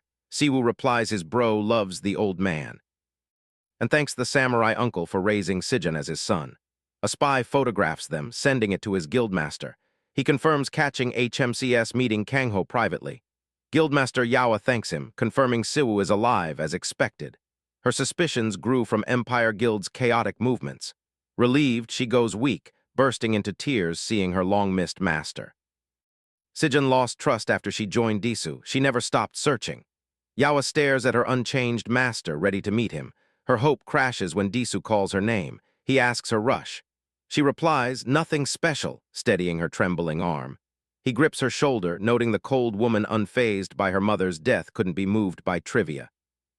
He guesses she heard of Min Siwoo's return. Her expression confirms it. The eye-patch uncle sighs, watching her rush to her master like a pet. Patting her head, he clicks his tongue, muttering she hasn't matured. He won't let her go easily, despite being his last blood relative. She slaps his hand, reminding him she never pledged loyalty. He admits he kept her for her power. Yawa is furious, called a mere tool. The redhead snaps at her supposed uncle, who abandoned her. Only Siwoo saved her from despair. Disu shatters her confidence, reminding her she's a criminal. Our hero hunts criminals. Her past means no happy reunion. The creepy uncle advises her not to forget her dirty roots, urging her to wake up. The trembling lady is demoralized, speechless. At the guild, two rookies meet our hero, their new trainer. Jisoo asks if the bear mask and bald old man are joining. Our hero introduces the seniors. The wolf boy, suffocating in his bear mask, struggles to hide his identity. The juniors are intimidated by the old man's menacing presence, but he casually says he'll rely on the energetic young ones. He encourages Jisoo like his granddaughter. Siwoo warns the wolf boy on probation not to bully juniors or risk death again. The team heads to the Empire Guild's F-rank gate. Jisoo is nervous. Our hero tells her to see the portal as just a door. Another recruit mentions a rumor. Gates sometimes swallow hunters if they close inside. The old man reassures them. Humans now know how to open and close gates. He explains gates are a business, yielding precious monster resources. No rewards without risks. Inside the gate, the team finds a lush forest. Recruits complain, making our hero wonder if all Hunter Academy graduates are this clueless. Bearboy explains that after studies, recruits are ranked after the tutorial tower, gaining practical experience only in a guild. Siwoo calls F-rank training a system for mass-producing weaklings, urging them to demonstrate skills before monsters. Sejun's recruit feels humiliated, bossed by a stranger and a girl unable to use her power. Charging her skill, Jisoo is knocked back by her own attack, landing on her butt. Hearing her apologies, the trainer tells her to stop, handing her a whip. Confused, she learns it helps control her unique skill. Jisoo tries again, charging her spell. Meanwhile, the recruit reports goblins ambushing them. From a distance, the trainer instructs him to handle it alone. He curses Siwoo's smug comment. They wouldn't learn if he fought them. Watching the newbie, Baldy is impressed by his flashy tracking skill. However, Byung-guk's control is abysmal, burning mana rapidly. The recruit is shocked. Fighting goblins alone feels like punishment. Panicked, he shouts at Jisoo, asking how much longer. Drained of mana, he collapses. A goblin almost lands a fatal blow. Just in time, Jisoo unleashes her skill, forcing the goblin to submit. With a single command, she forces it back, mimicking her moves. Wolf Boy and Baldy are impressed by this rare domination skill. Frey, excited, begs to witness such a sight. But the mad dog scoffs, calling it useless if she controls only one enemy. Realizing her peril, the newbie jolts her unconscious partner as drooling goblins eye their easy prey. Siwoo's help unlocked her technique's potential, for which she's grateful. He mentors her despite her disheveled appearance. With a wry smile, she admits her overconfidence, having believed hunters and awakeners value rose with their rank. Now she grasps reality. Skills are tools, not a measure of worth. Siwoo agrees training is vital content she's learned. Done for the day, he wants to go home. He notices a huge crowd wondering if they're from another guild. The girl explains the Azure Flower Guild is negotiating with another group. A new gate means people are being dispatched. Hearing the guild's name, Siwoo pauses. From the crowd, people are curious about the unique gate and the dead hunters found inside. Strangely, monsters hadn't torn them apart. Their bodies were intact externally, but organs were destroyed. Yawa pondered the catalyst for such events. Her thoughts break as Siwoo confidently greets her from behind. Reminding her teacher is back. Seeing him, she acknowledges his return. Siwoo tries to speak, but she's too busy and escapes. Frey mocks Siwoo for his swift rejection. The old man also finds her rude.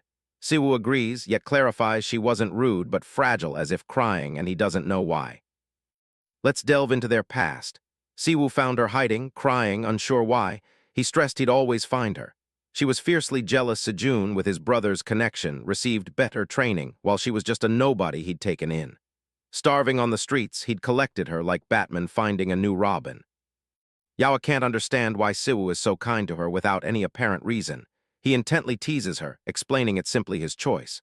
Born into a tragic world, he felt it was right to have his own loving family. He even grants Yawa the privilege of being called his real sister. The redhead blushes, continuing her petty resistance. Siwoo, slightly annoyed, considers making her cry even more during their next training session. Yawa dreads him increasing training difficulty. He already pushes her daily. Memories flood her mind. She never aimed to be the best disciple, but his reliable weapon. That's how she fell for him. Tough luck.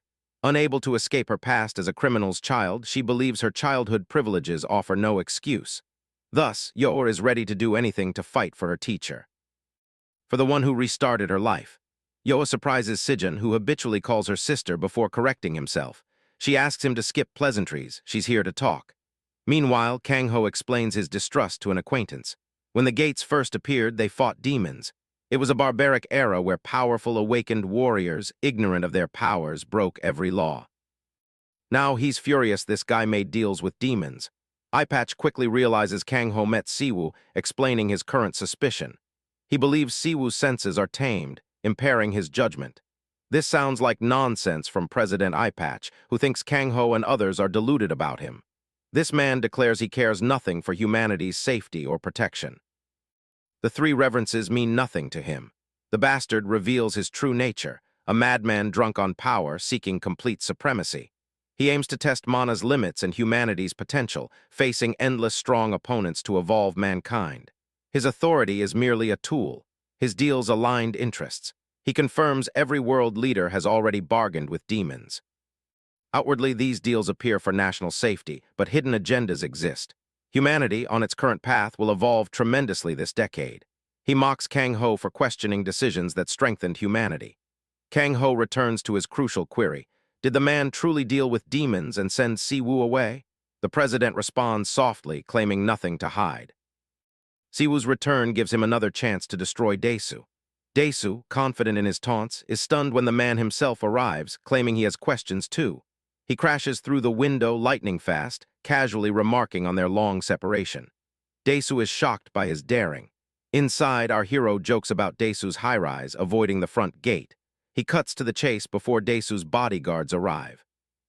He directly asks if Daesu teamed with Pandemonium to send him to another world 10 years ago.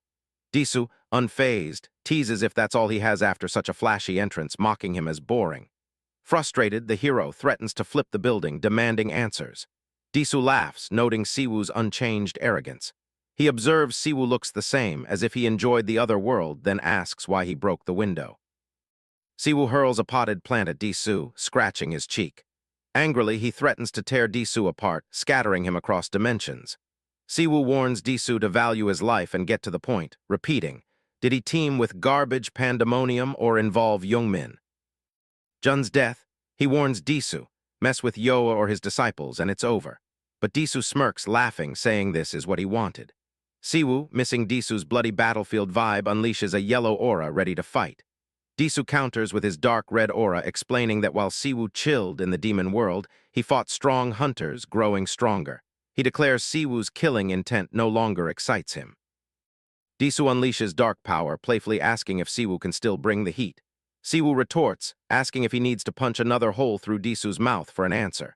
As they're about to fight, Kang-ho intervenes, shouting for calm, reminding them of their location and the serious situation. Kang-ho reminds Disu he's an SS rank hunter, representing the nation. Public fighting is unacceptable. Does Disu grasp his position's weight? Turning to our hero, Kang-ho explains that despite being with HMCS and protected by the Empire Guild, things aren't as wild. A hunter fight would draw too much attention. Kang-ho warns that if he doesn't want his crew seen as a guild attacking the government, he must calm down. This reasoning calms him. Disu also relaxes but comments everything's boring. He misses old days of all-out brawls for dominance. Daesu asks Kang-ho if he finds this dull. Stirred, Daesu clarifies he wasn't involved in young Minjun's death. Yawa sought him out. He jokes if his disciple's mess is his fault.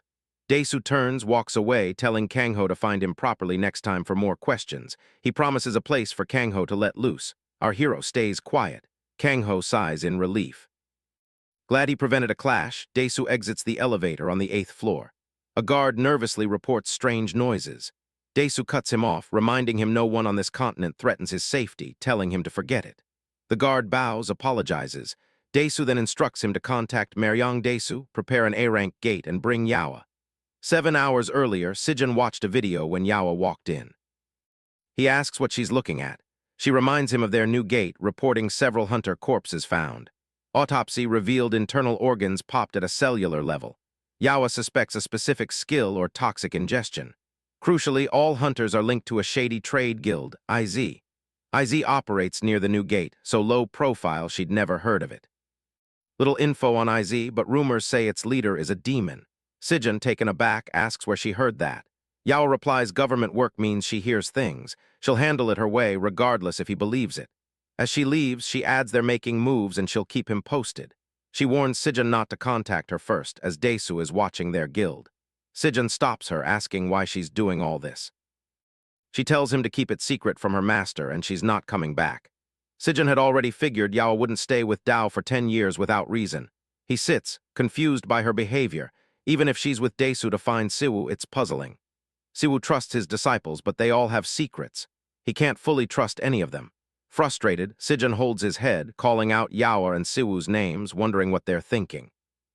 Suddenly, Siwoo appears, having overheard Sijin. He asks about Yawa, making Sijin stand in shock. Siwoo presses him, warning him not to hide anything about Yawa. Meanwhile, outside, Yawa prepares to leave. A member reports Daesu called her urgently. Yawa curses, but replies she's on her way. 10 years back, right after Siwoo went missing, Daesu had a chat with a demon.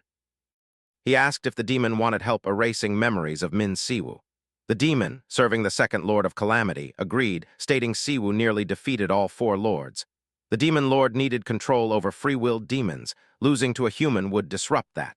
Hikaten added that despite the war ending, chaos persisted. Upholding their deal and maintaining order among demons would benefit both Siwoo and Daesu. Daesu dismissed it as ridiculous. A treaty didn't erase the crucial fact. Humans won. He questioned helping demons now confined to polar regions, fixing their mess. But Hikaten persisted, revealing they'd watched Daesu, knowing he secretly regretted the war's end. Daesu found incredible new power but couldn't use it freely. Hikaten urged Daesu to stop pretending. He simply craved stronger opponents. He promised to help unlock Mana's ultimate form. Daesu, surprised, asked if demons would go so far just to erase their lord's defeat and if he'd become a greater threat. Hikaten explained demons' longer lifespans altered their perspective. Their goal was understanding mana and dimensional gates. He left, expecting a positive reply, calling Daesu Korea's strongest hunter. Now to the present. Daesu waited in an empty F-rank gate owned by the Infinite Guild for his guard's report. The guard confirmed finding a lifeless gate, as requested, now secured under Daesu's ownership. Daesu praised him, then asked about the invitation. The guard confirmed it, reminding him of tomorrow's summit. Daesu curtly replied he knew not to repeat himself. Suddenly, an annoyed Yoa burst in. She reminded Daesu he sent her on a business trip, demanding why she was here. Daesu dismissed his guard, warning Yoa about her tone. Once alone, she pressed him. Daesu confessed he knew she suspected his involvement in Siwoo's disappearance. He admitted rejecting the demon's offer then, yet even knowing Siwoo was fading, he deemed it not his problem. Yoa, furious, demanded an explanation for his nonsense. Disu released power, explaining his past discomfort. Those events made him stronger. He sought confirmation. He and Siwoo were the true powerhouses. Disu attacked Yoa. She dodged, powering up. She demanded to know about the demon's proposal. As everything clicked, her anger exploded. She realized Disu caused Siwoo's disappearance and erased his records. Enraged, she unleashes her power, kicking at Disu's head. He easily blocks, grabs her leg, and yanks her down. Coldly, he tells her she's just like her mother, fiery, selfishly clinging to enemies, blind to the bigger picture. He brutally slams her to the ground, shattering the floor.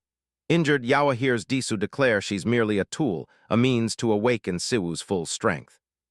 Disu explains his past inferiority, which faded with Siwoo's absence but still stains him. With Siwoo's return, he'll erase it. Hurt, Yoa laughs, asking if Siwoo would truly play his twisted game for her. Disu steps on her shoulder, pressing down, revealing he knows Siwoo's plan. He recalls doubting Siwoo when he played house, but now seeing Siwoo's determined eyes. He's certain Siwoo left much behind over the decade. Pressing her shoulder, he tells Yoa she only needs to be the spark. He admits not knowing Minjun's death details, but vows to use all his resources. He then chains her, urging her to stop fighting. These Black Abyss shackles, even for an S-rank hunter, are unbreakable. They absorb her mana. The more she resists, the more energy they drain, if she persists. They'll break her. Disu says he doesn't know how long his fight with Siwoo will last, but until then her purpose is to struggle. Yawa stammers, asking if he thinks this changes anything, then yells he's trash. Suddenly, our hero charges in, launching an intense attack. Disu blocks the massive shockwave. Excited, Disu declares history will be rewritten. The outdated hero will fall. He'll claim the strongest title. Our hero smirks, calls Disu a lunatic, and casts a thunder spell. Disu easily blocks it with a shield, laughing. He mocks the hero's weak power, noting their widened gap over 10 years. Siwoo stays quiet, glancing at chained Yawa. A worried Frey asks if Siwoo's all right, reminding him Disu's a monster and his power isn't full. Siwoo simply says they must go all out. Frey yells, panicking that his mana is barely half recovered. He warns Disu is stronger than any foe, doubting he can handle a big skill while weak, and fears side effects from pushing his limits. But our hero calmly states he only needs 50% of his otherworld power, which is ample. Disu, effortlessly blocking attacks, mocks him for his cocky rush. Siwoo then cranks up his power against Disu again. Yet he still stops it. Suddenly our guy zips before Disu with insane speed, declaring that for a loser like him, that power is plenty. He unleashes an even stronger attack, cracking the ground and sending debris flying, but Disu blocks it again. Yawa watches, shocked. This is a clash of first-gen hunters and true awakeners. Their casting speeds are too fast to follow. She knew a power gap, but never imagined the S-rank to SS-rank difference was this vast. Disu pulls out a spear, gripping it tightly. Laughing, telling Siwoo it's been too long since he felt this thrill. He throws the spear at Siwoo, shouting how good it feels to let loose and dive into mana's pure essence. Siwoo bends, casting a spell, teasing Disu about his old habit of collecting toys and showing off even after 10 years. He creates a massive wall shield, but Disu's spear tears through it, smashing the wall. Frey screams, wondering if Disu is human. It warns him Disu seems strong enough to fight a high-ranking demon, and that the incoming spear is no regular tool. Siwoo says Disu has always been a brute, but ultimately he's just a half-baked human. He catches the spear midair, freezing Disu for a second, then laughs and charges. Without slowing, Disu conjures a swarm of swords, grabs a few, and leaps, telling Siwoo not to blink. Siwoo quickly throws up a shield just in time to block. Disu smirks, mocking him, asking if that was all it took to make him crack. He then conjures a giant metal hammer, calling Siwoo's shield pathetic, slamming it repeatedly, vowing to smash it to dust. Siwoo responds with his own spell, summoning an ice fang spear, creating sharp ice spikes behind Disu. But Disu unleashes a power surge that blows the spikes apart. He brushes off the ice bits, saying a true master never goes down easy. Annoyed, Siwoo tells Disu to stop talking and take off the shackles if he doesn't want to die. He questions Disu, asking if Yawa means nothing, and if he thinks he can keep his government spot after such a lame stunt. Disu shakes his head, saying Yawa still has value. He thinks her being a serial killer's daughter makes her a useful pawn. Yawa's taken aback, yelling at him to shut up, warning that if he keeps talking, it'll be her end. Suddenly, she feels Siwoo's strong presence. He tells her to stay put, then unleashes more power. Disu, angry and surprised, laughs, saying this is what he wants. His skin buzzes with excitement as he calls forth a shield and sword, ready to get the fight going. But before he can move, Siwoo appears, landing a punch. Disu blocks it with his shield, but it shatters like glass. He realizes Siwoo's mana control and strength shifted. Disu quickly jumps back, conjuring armor. He notices Siwoo's skills evolved, questioning if his cowardly style finally improved. Siwoo fires back. Desu, criticizing tactics despite lacking strategy, launches into a wild, super-fast flurry of attacks and blocks. He admits his past rookie status, then throws a dagger near Siwoo's feet. Figuring something out after that hit, Desu triggers a trap, chains wrapping Siwoo's legs. He then summons a massive sword, far larger than before, swinging it with full might at Siwoo, declaring he's no longer his equal. The swing's force tears the ground. A huge explosion erupts. Yua's cry for Siwoo is lost in the chaos. To her astonishment, Siwoo calmly tells Desu he's right about one thing: there's truth in his nonsense. They're definitely not equals. Siwoo stands unscratched, effortlessly holding the sword Desu swung at him. His grip is so tight Desu can't yank it back. Desu knows it's a legendary megasword capable of slicing buildings, yet it won't budge in Siwoo's hands. Siwoo effortlessly lifts the sword, asking Desu if he's truly fought for 10 years. Then, with a swift punch to Desu's side, he brags about his own century of solo fighting. The hit sends Desu flying, slamming into the ground. Yet Desu laughs, having a blast, unable to recall his last bleed. He stands, asking if Siwoo held back mana for that hit. Showing his power-regulating watch, he challenges Siwoo to unleash full strength if serious. Siwoo tosses the great sword, channeling power into his hand. Desu explains that 5 years ago, all SS-rank hunters had to wear a bracelet limiting abilities to prevent chaos. Removing it without approval meant instant criminal status. Then Desu chucks his watch, breaking free. He smirks, calling the bracelet a dog collar, mocking Desu for being merely a fighter. He asks if Desu ranked up just for government-sanctioned dogfights. Ticked off, Desu tells Siwoo he's overestimating himself. Grinning, Desu asks if Siwoo truly believes that's his only reason for being here. He then unleashes full power, his aura smashing the ground. Desu yells he's found no worthy opponent until now. Siwoo calmly releases his own aura, challenging Desu to show his best. Their auras collide, tearing through the area. Their clash cracks the ground, shaking the gate. Yoa stumbles, realizing their mana collision alone is dangerous. The gate could collapse, harming bystanders. Determined to intervene, she breaks. Free from her chains, she knows she must intervene. Siwoo and Desu relentlessly clash, exchanging blows, each attack blocked or countered with incredible precision. Desu struggles more. He smashes his hammer, sending rock fragments flying at Siwoo, who dodges with a speed burst, too fast for Desu to hit. Frey, observing from inside Siwoo, feels a bit queasy, yet admits the power is awesome. Even at half strength, Siwoo's full power is unmatched. Their clash escalates. Despite pushing his limits, Desu struggles, coughing blood. He realizes a vast power gap remains, even unrestricted. Unwilling to accept this, Desu summons a swarm of swords. Laughing maniacally and cursing, he grabs a dark weapon, throwing it at Siwoo, commanding it to tear him apart. The weapon shifts into a monstrous tiger, sinking its teeth into Siwoo's arm. Siwoo instantly recognizes it as a sealed monster. Without hesitation, he casts a magic circle, telling Frey to activate the Tamer skill. Frey complies, and the tiger quickly attacks Desu, realizing Siwoo is its new master. Furious, Desu curses Siwoo, unleashing new power, ready to resume the fight. But before they can clash again, Yawa arrives, yelling for them to stop. She asks if they've gone mad, telling them to look around. The gate is on the verge of collapse. And all that leaking magic could be catastrophic if it reaches outside. Yawa warns Desu he can't escape blame if this goes wrong. She reminds him an international tribunal will pursue him. Desu calls her an arrogant brat, but Yawa stands firm. She tells him while he's been losing control, she's already contacted the Hunter Association and HMCS headquarters.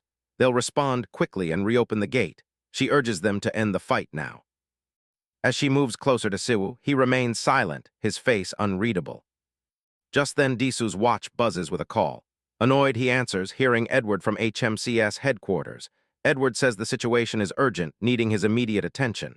Desu mutters a curse but agrees to go. Before leaving, he turns, coldly stating, "This is why you shouldn't take in wild beasts." He claims he's lost interest, telling them to get lost. As Desu exits, Yawa feels a mix of relief and anxiety wash over her. She drops to her knees.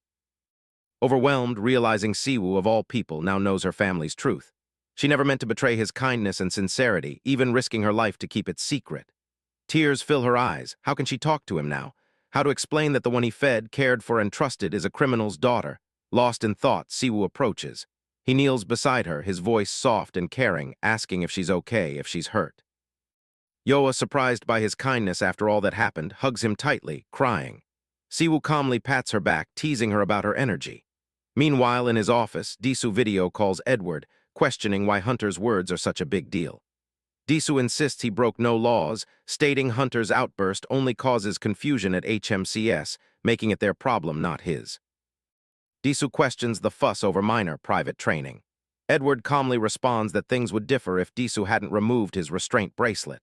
He reminds him SS rank hunters cannot fight each other. Changes must be reported to the association or HMCS, rules clearly annoying Disu. Using magic against an HMCS hunter means investigation, and as a national leader, Disu risks international court. Even if his country finds no fault, international laws apply. Edward, smiling, suggests not overreacting to a small issue in peaceful times, asking Disu to handle it quietly in Korea. Standing, he adds they need to hear from everyone, including the man Disu confronted. Suspicious, Disu asks if Edward targets Siwoo. Edward simply says they'll talk in Korea and hangs up. Furious and humiliated, Disu recalls catching up to Siwoo 10 years ago. But since Siwoo vanished, his power grew immensely, making him a different person. Disu can't fathom the widened gap, wondering what Siwoo's been doing and when he last felt the thrill of unrestricted fighting. Sitting, Disu realizes his restrained strength is no longer enough. Finally, he has a goal worth breaking free for. With frustration and determination, Disu welcomes back the mad dog, Siwoo. A week later at the Azure Flower Guild, Siwoo asks Yoa why she didn't greet him, knowing he was back. She shyly admits no excuses, content just knowing he returned. Frustrated, Siwoo asks if she learned anything about Minjun. Yoa apologizes, finding nothing useful. She clarified no one in the country is involved, and Disu uses her for his gain, adding she saw no proof of Disu's shady dealings with siblings or disciples. Panicked, she insisted her judgment wasn't clouded by Disu being her relative, but based on observation. Siwoo nodded, gently patting her head, saying if Disu truly saw her as family, he wouldn't treat her this way. Yoa smiled, feeling better, healed by Siwoo. But he reminded her it's about breaking free from that toxic bloodline, not just feeling okay. He said her mother's past didn't matter. She lived her own life, doing nothing wrong. He told her if she still felt guilty, she should live with pride, give back, and he'd support her. His words stirred memories, making her laugh through tears. Smiling, she said friends like him meant she was never truly alone. Wiping her eyes, she felt bad for Sijin, realizing she'd worried him needlessly. Trusting her with secrets must be hard for him. Siwoo scratched his head, saying Sijin was cautious. She should talk to him tomorrow. Yoa, surprised, asked what he meant by tomorrow. Especially with things still awkward with Sijin. He simply noted they were adults. He'd already spoken to Sijin, adding that while unsure how Disu was handling things, it hadn't become a huge mess. Checking his phone, he chuckled at Sijin's instincts, then saw 9 missed calls from HMCS. Just then, Younggu burst in, surprised Youngho hadn't left after his trip. Frustrated, Younggu declared it urgent and scolded him for not answering. He'd been searching everywhere. Then Jeonho arrived, informing him of a call from HMCS International Headquarters. Edward was coming to Korea to meet him. Jeonho asked if he knew anything, but Siwoo only questioned, "Did Edward find out?" He looked annoyed. When asked for a reason, Jeonho explained a gag order prevented details. Confused, Youngwoo asked if Siwoo truly knew the vice president. Jeonho said Edward named Siwoo, assuming his involvement. This was a first for the HMCS Korean branch. Pressed for answers, Siwoo simply apologized, unable to share anything due to the gag order. Jeonho accepted, telling him headquarters would contact him with a schedule. He should wait. As Jeonho pulled Youngwoo away, he whispered for him to uncover the truth, either by charming Siwoo or using his connections. He also questioned Yoa's relationship with Disu and her comfort with Siwoo. Youngwoo shrugged, clueless. Noticing HMCS members whispering, Yoa told Siwoo to head back, he'd be watched. As they walked, he asked why she saw him off. She replied his kindness felt like a blessing and she was going home anyway. Asked about her plans, she'd follow his lead if he agreed. Still shaken by Minjun's death, she vowed to help, emphasizing her continued capability as a guild leader. Their chat was interrupted by a black car with tinted windows. Siwoo looked annoyed, but Yoa, recognizing it, stopped him. A window rolled down. Someone taunted them for backing down after all they'd learned, calling them no fun. When the window fully lowered, it was Disu. Disu told Siwoo to get in, barely containing his temper. She demanded to know his motives after his stunt, but Siwoo calmly asked why he should care. Disu retorts that if they're playing master-disciple, they should pay attention. Yawa, furious, asks if he finds this amusing. Siwoo intervenes, telling her to back off. He promises to keep in touch, then gets into the car. It drives away, leaving Yawa alone. Inside, Siwoo mocks Disu for appearing after his defeat. Disu laughs, stating the fight isn't over. He'd have finished it if Yawa hadn't interrupted. He adds that thanks to Siwoo, they'll soon have a global stage to settle things. Siwoo scoffs, telling him to get lost, baffled by his leadership. Suddenly, Disu mentions pandemonium, piquing Siwoo's interest. Disu explains that despite beliefs of its demise, members are scattered globally. He reveals that after Siwoo vanished for 10 years, demons contacted him via their network, even seeking help to erase Siwoo's traces. So Pandemonium has been tracking him too. Disu asks Siwoo if Pandemonium is merely a cult dabbling in dark powers or truly demons' hidden pawns. Siwoo's silence prompts Disu to continue. After Pandemonium's fall and demons retreat north, most signs vanished. Yet leaders like Disu monitored for demon activity. Nothing significant emerged until recently. Then Disu reveals bombshell reports of half-demons in the Middle Eastern desert. Siwoo, startled, asks if he heard correctly, half-demons. Disu confirms, explaining they're humans with prolonged demon contact or offspring of demon-human pairings. They lack horns or wings but wield black mana. He notes this is all he gets from officials. He adds that harsher landscapes increase high-level gate occurrences, hindering external investigation. Then Disu faces Siwoo and asks if he sided with demons during his 10-year absence, citing the black mana used in their fight. Siwoo firmly denies it, but Disu teases, recalling his past hatred for demons. Ultimately, Disu suggests Siwoo is equally desperate for power. Siwoo questions this, telling him to pull over if he's finished. The car stops. He exits. Before leaving, he clarifies to Disu not to misunderstand. He's not interested in shady demon alliances or reckless Disu. He advises Disu to drop the tough guy act, but if he ever wants to get himself killed, to call him. Also, Disu should kneel and apologize to Yawa. Disu, annoyed but still smirking, says he gets Siwoo's quirks, but it's pathetic to waste time on weaklings. He slams the door, warning Siwoo he'll regret this. The car leaves, Siwoo pondering half-demons.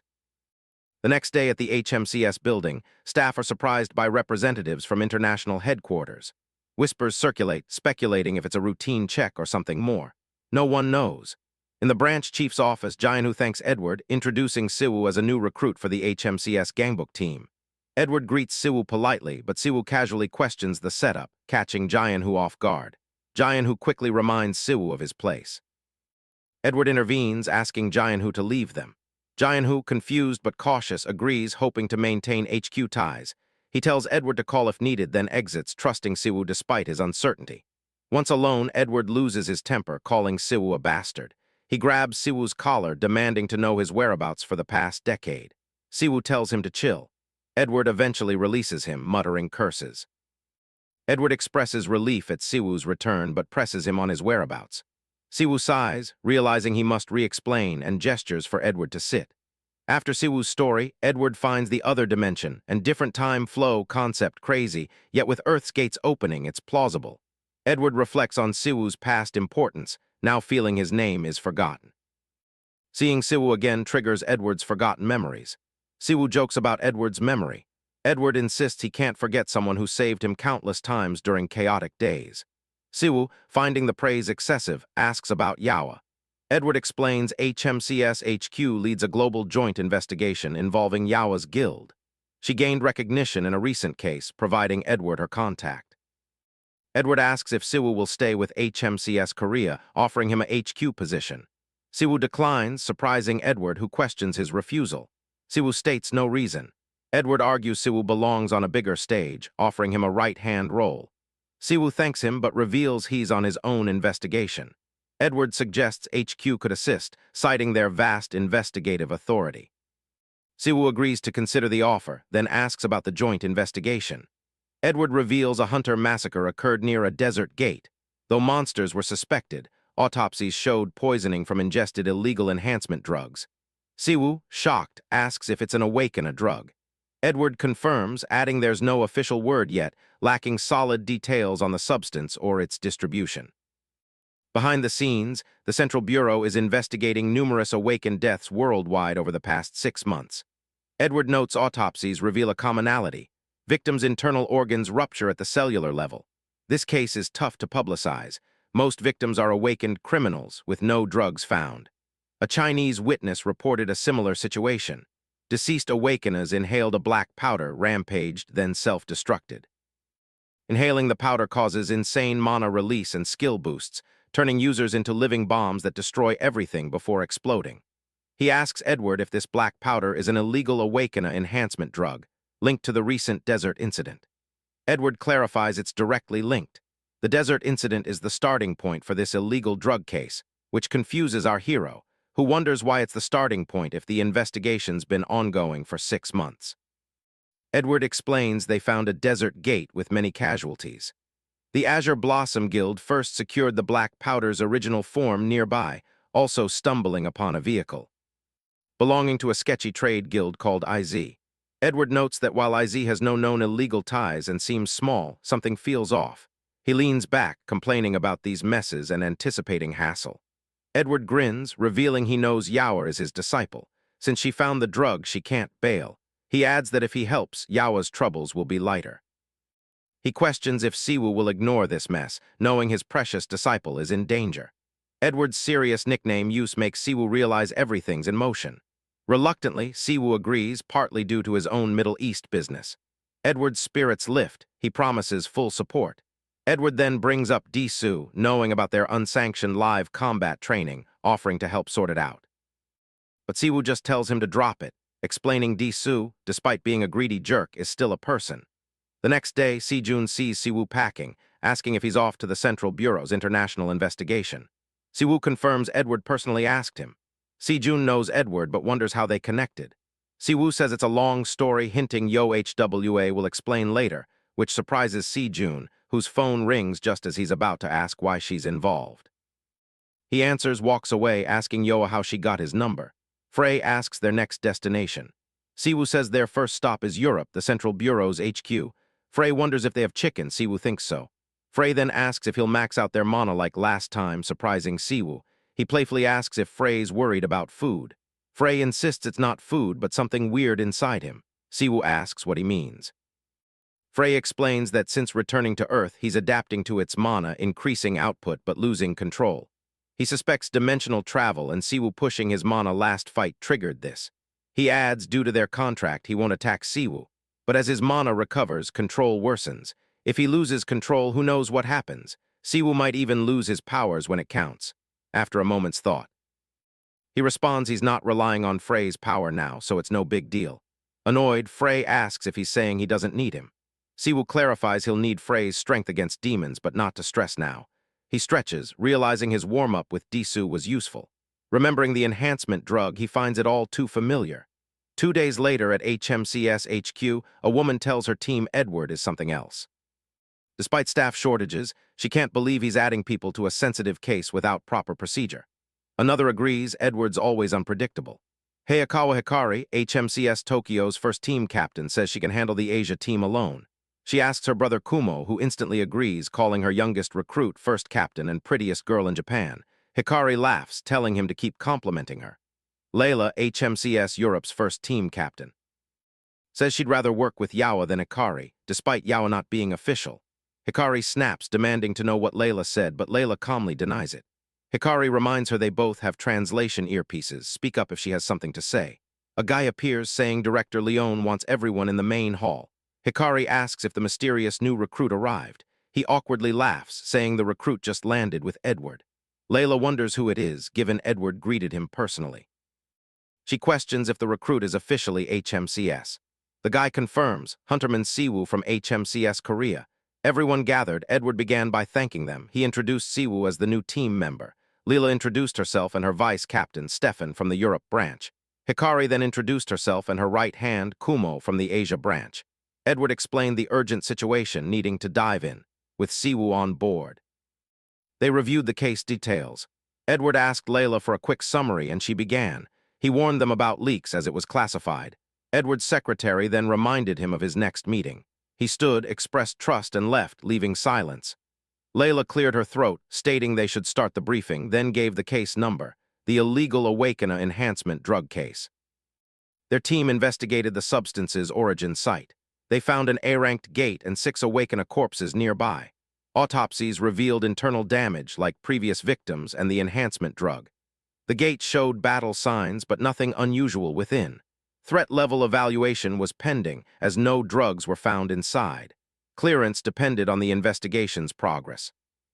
Layla added they found an IZ Trade Guild vehicle nearby. IZ was a small, legal Middle Eastern guild. Nothing seemed amiss. So their team would focus on the gate and a thorough site investigation. Layla finished, asking for questions. Our hero, already briefed, had none on details, but inquired about demonic beings or half-demons. Layla, puzzled, asked if he suspected their involvement. He clarified not a direct link, but worth checking.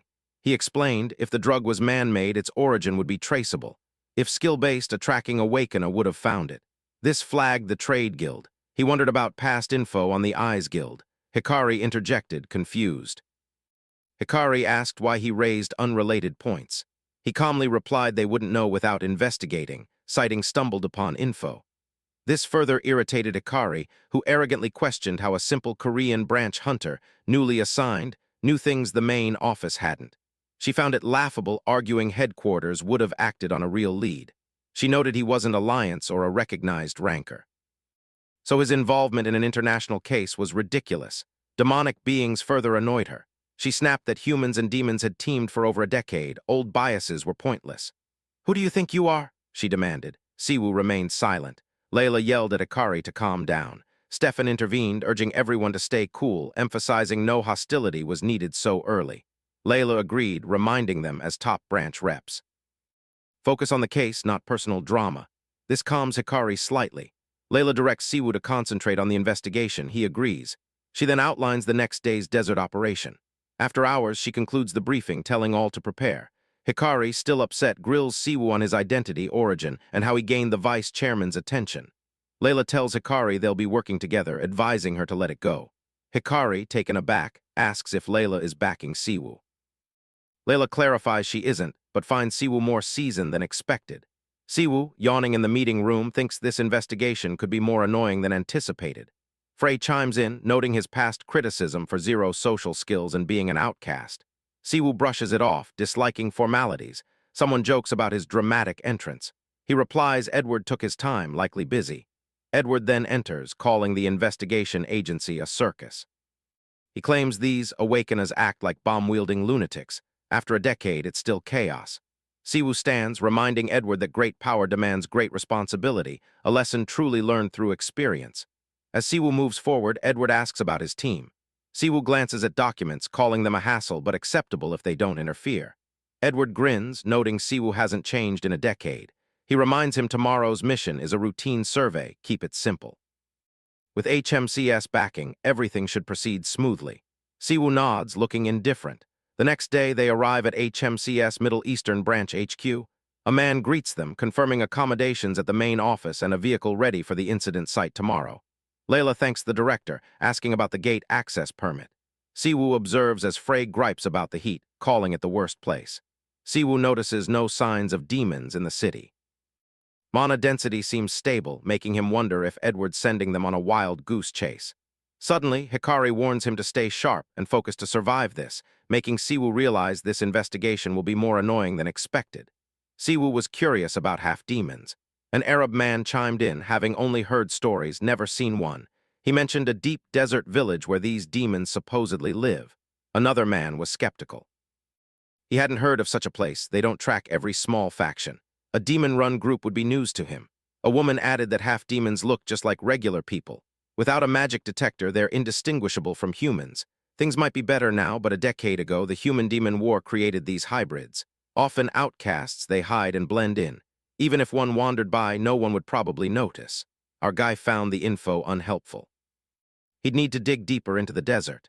Frey offered food, but Siwoo ignored him.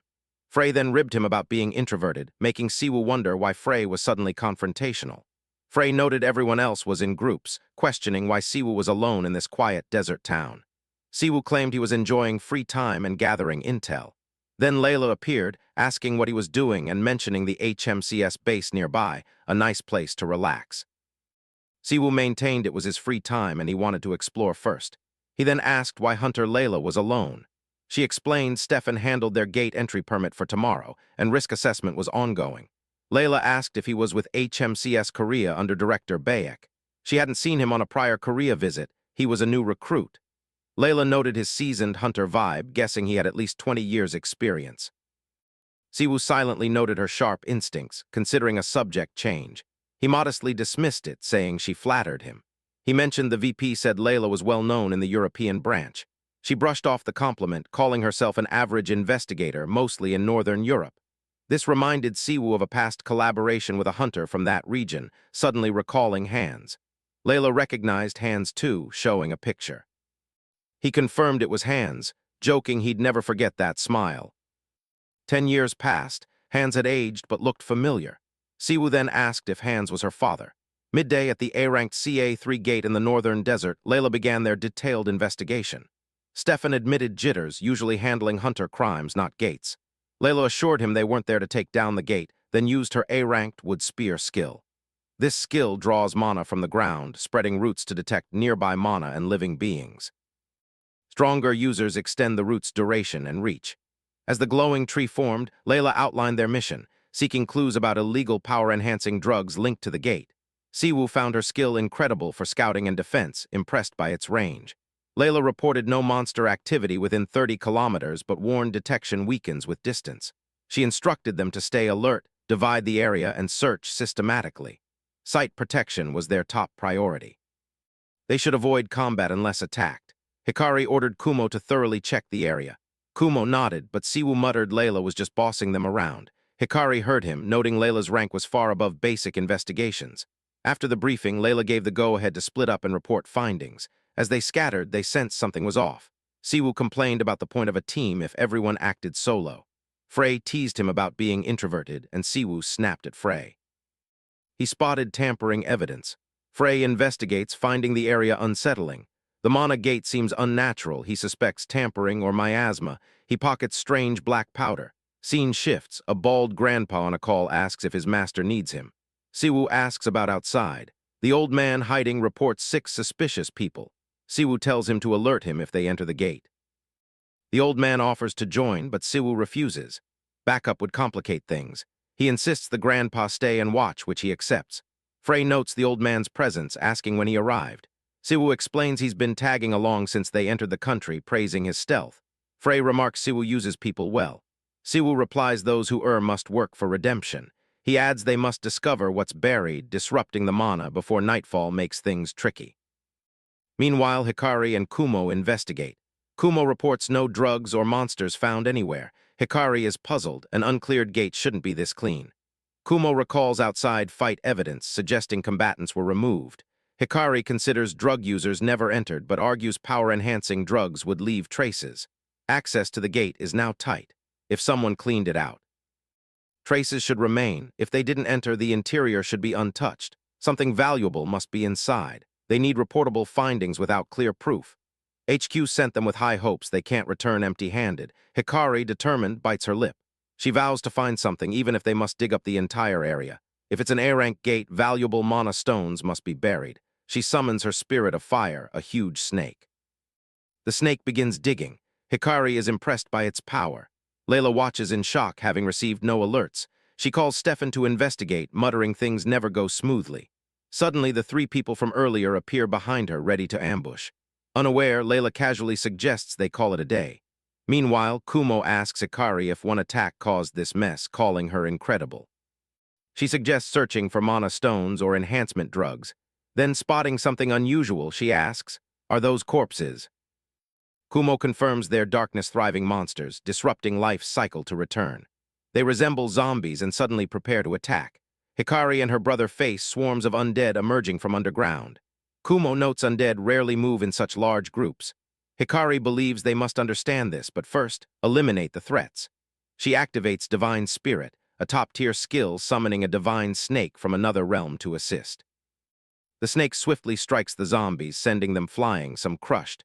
Hikari, rolling her eyes, calls them mere walking corpses, yet they still surprise her. The ground shakes, more monsters emerge. Kumo wonders how many are buried. As he warns Hikari, Stefan intervenes, saving her by slicing through zombies instantly. Stefan demands to know what's happening and their origin. Hikari shrugs. She claims no clue, questioning how he missed buried zombies with his detection spells. Stefan explains no mana reaction, suggesting noise drew them. He asks why she altered the terrain. Kumo interjects, no time for blame, we just need to wipe these zombies out.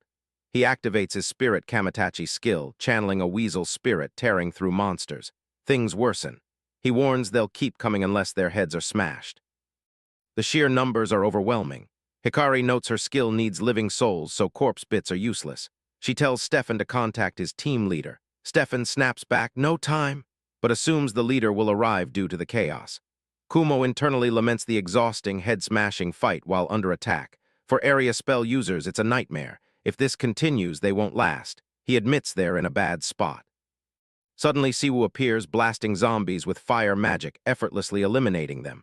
Hikari is stunned by his pinpoint accuracy, like gunfire. She realizes Siwoo's immense strength and it unsettles her. Stefan sighs in relief. He explains zombies from a gate clarify why the team leader's skill missed life signs. For now, he suggests falling back to Planet Dawn. Kumo agrees. He agrees they should leave the gate, as Siwoo suggested. But Hikari resists.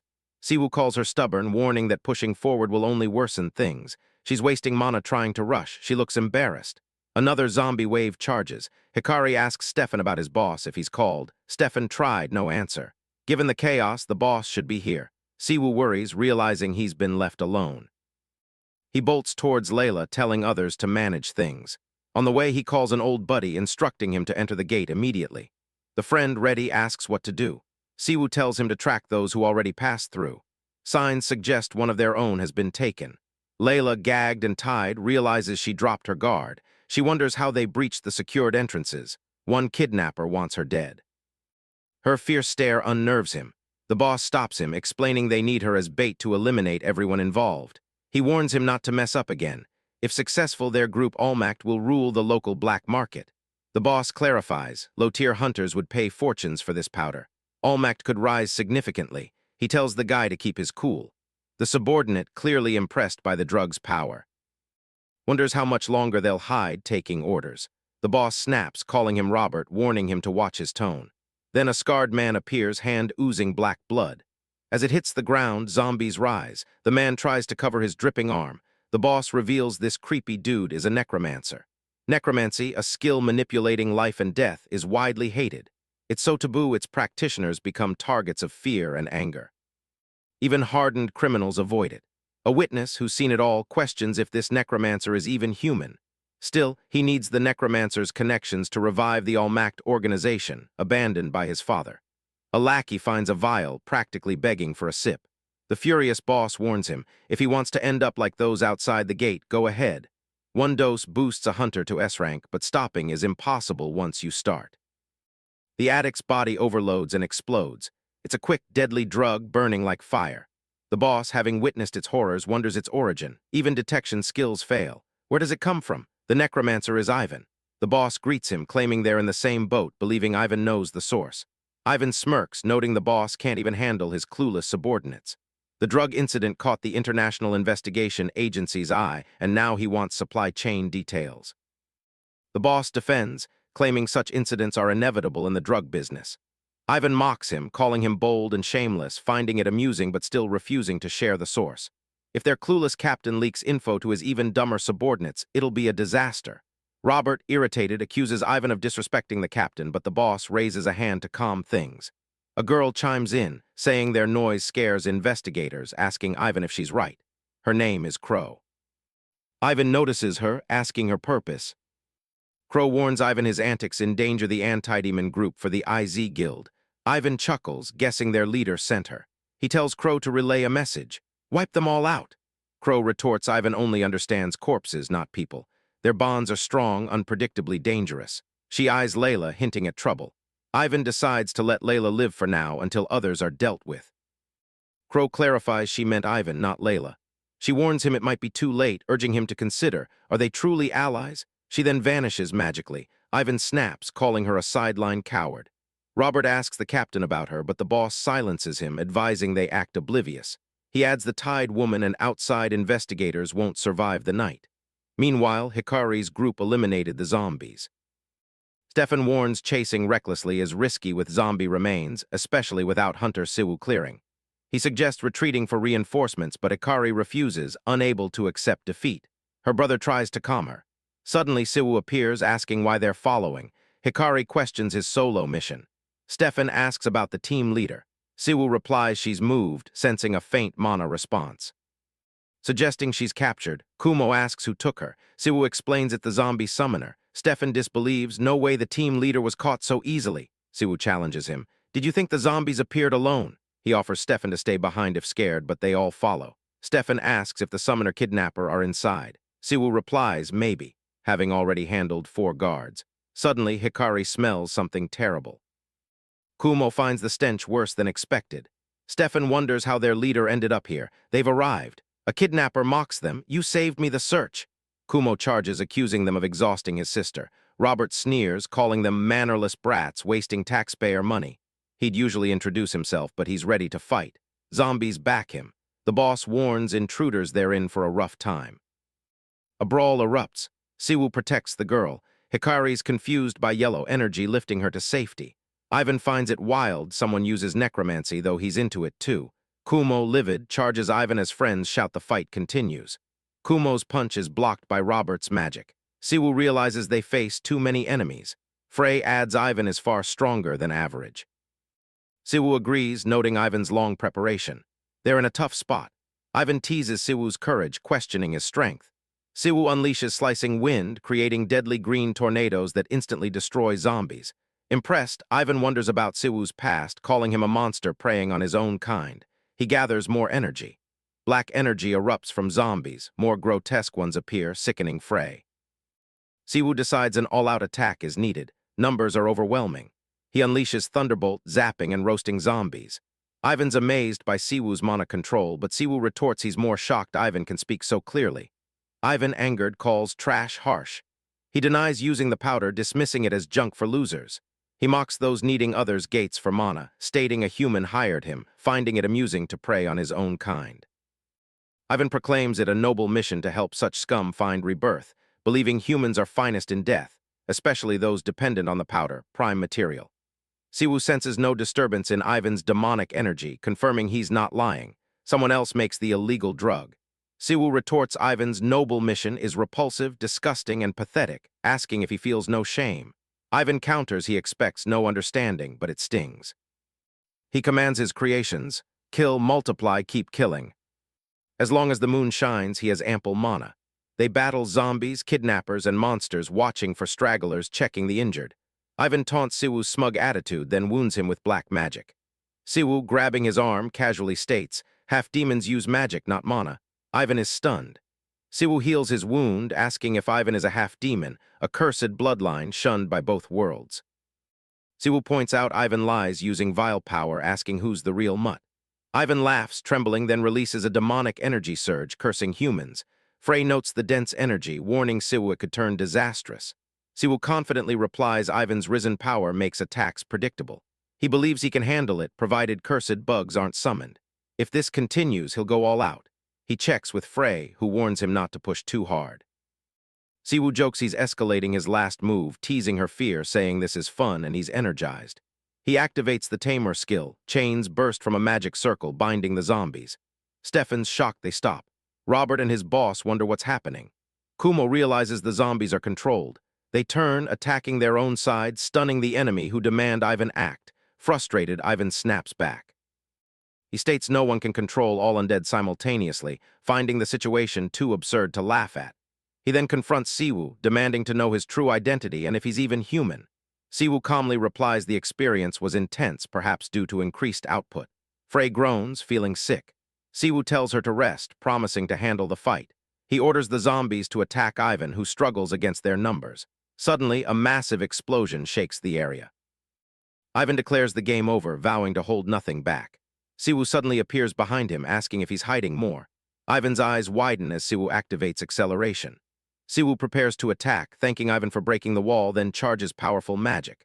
Another massive explosion erupts, but Crow saves Ivan, swooping in with a smile, saying it's been a while. Siwoo notes he didn't expect Crow to intervene, finding Ivan's defeat significant. Crow replies she's more important than she seems. And if she's no longer useful, Siwoo can do as he pleases. For now, she'll let it go, unwilling to fight someone so strong. Siwoo senses Crow is different, linked to the drug trade, and her attitude suggests future trouble. He considers acting but realizes bigger issues loom, and she's stronger than the necromancer. He asks who leads the anti-demon clan and why they're involved in this shady business. Crow explains Siwoo knows much but misunderstands. The moderate faction now controls. It began independently, a kid using their name for jobs. Crow claims she doesn't know who's truly in charge. Siwoo challenges her. They got involved without knowing the mastermind. Crow clarifies they intervened to save the kid, only recently learning his full scheme. She admits Siwoo has questions but genuinely knows little. Siwoo eyes his exhausted crew, deciding the necromancer not being the main culprit isn't critical. He warns Crow not to expect a second chance. Surprised by his trust, Crow hears Siwoo explain he reads her mana pattern. It shifts when she lies. Annoyed, Crow calls it dull. Siwoo asks one last thing, who is we? Crow reveals their name, Iz, then vanishes. Siwoo considers the anti-demon clan's indirect involvement. If it were just money, villains wouldn't choose the anti-demon clan, naturally against humans. The drug emits a strange, unknown power, not demonic energy, something Siwoo hasn't encountered even in another world. He'll investigate later. Returning to his group, Layla thanks him for saving them, ashamed as leader. She suggests they leave, having lingered too long. Stefan advises her not to overdo it. Siwoo prioritizes cleanup. Hikari approaches, calling Siwoo the necromancer. He explains the enemy retreated, it was an ambush. Layla apologizes for her carelessness. Kumo adds that everyone's safety is paramount. They should exit the gate and reassess. Siwoo ponders his preference for solo work, yet he's never truly alone. Frey is always with him. He calls out, but Frey doesn't answer.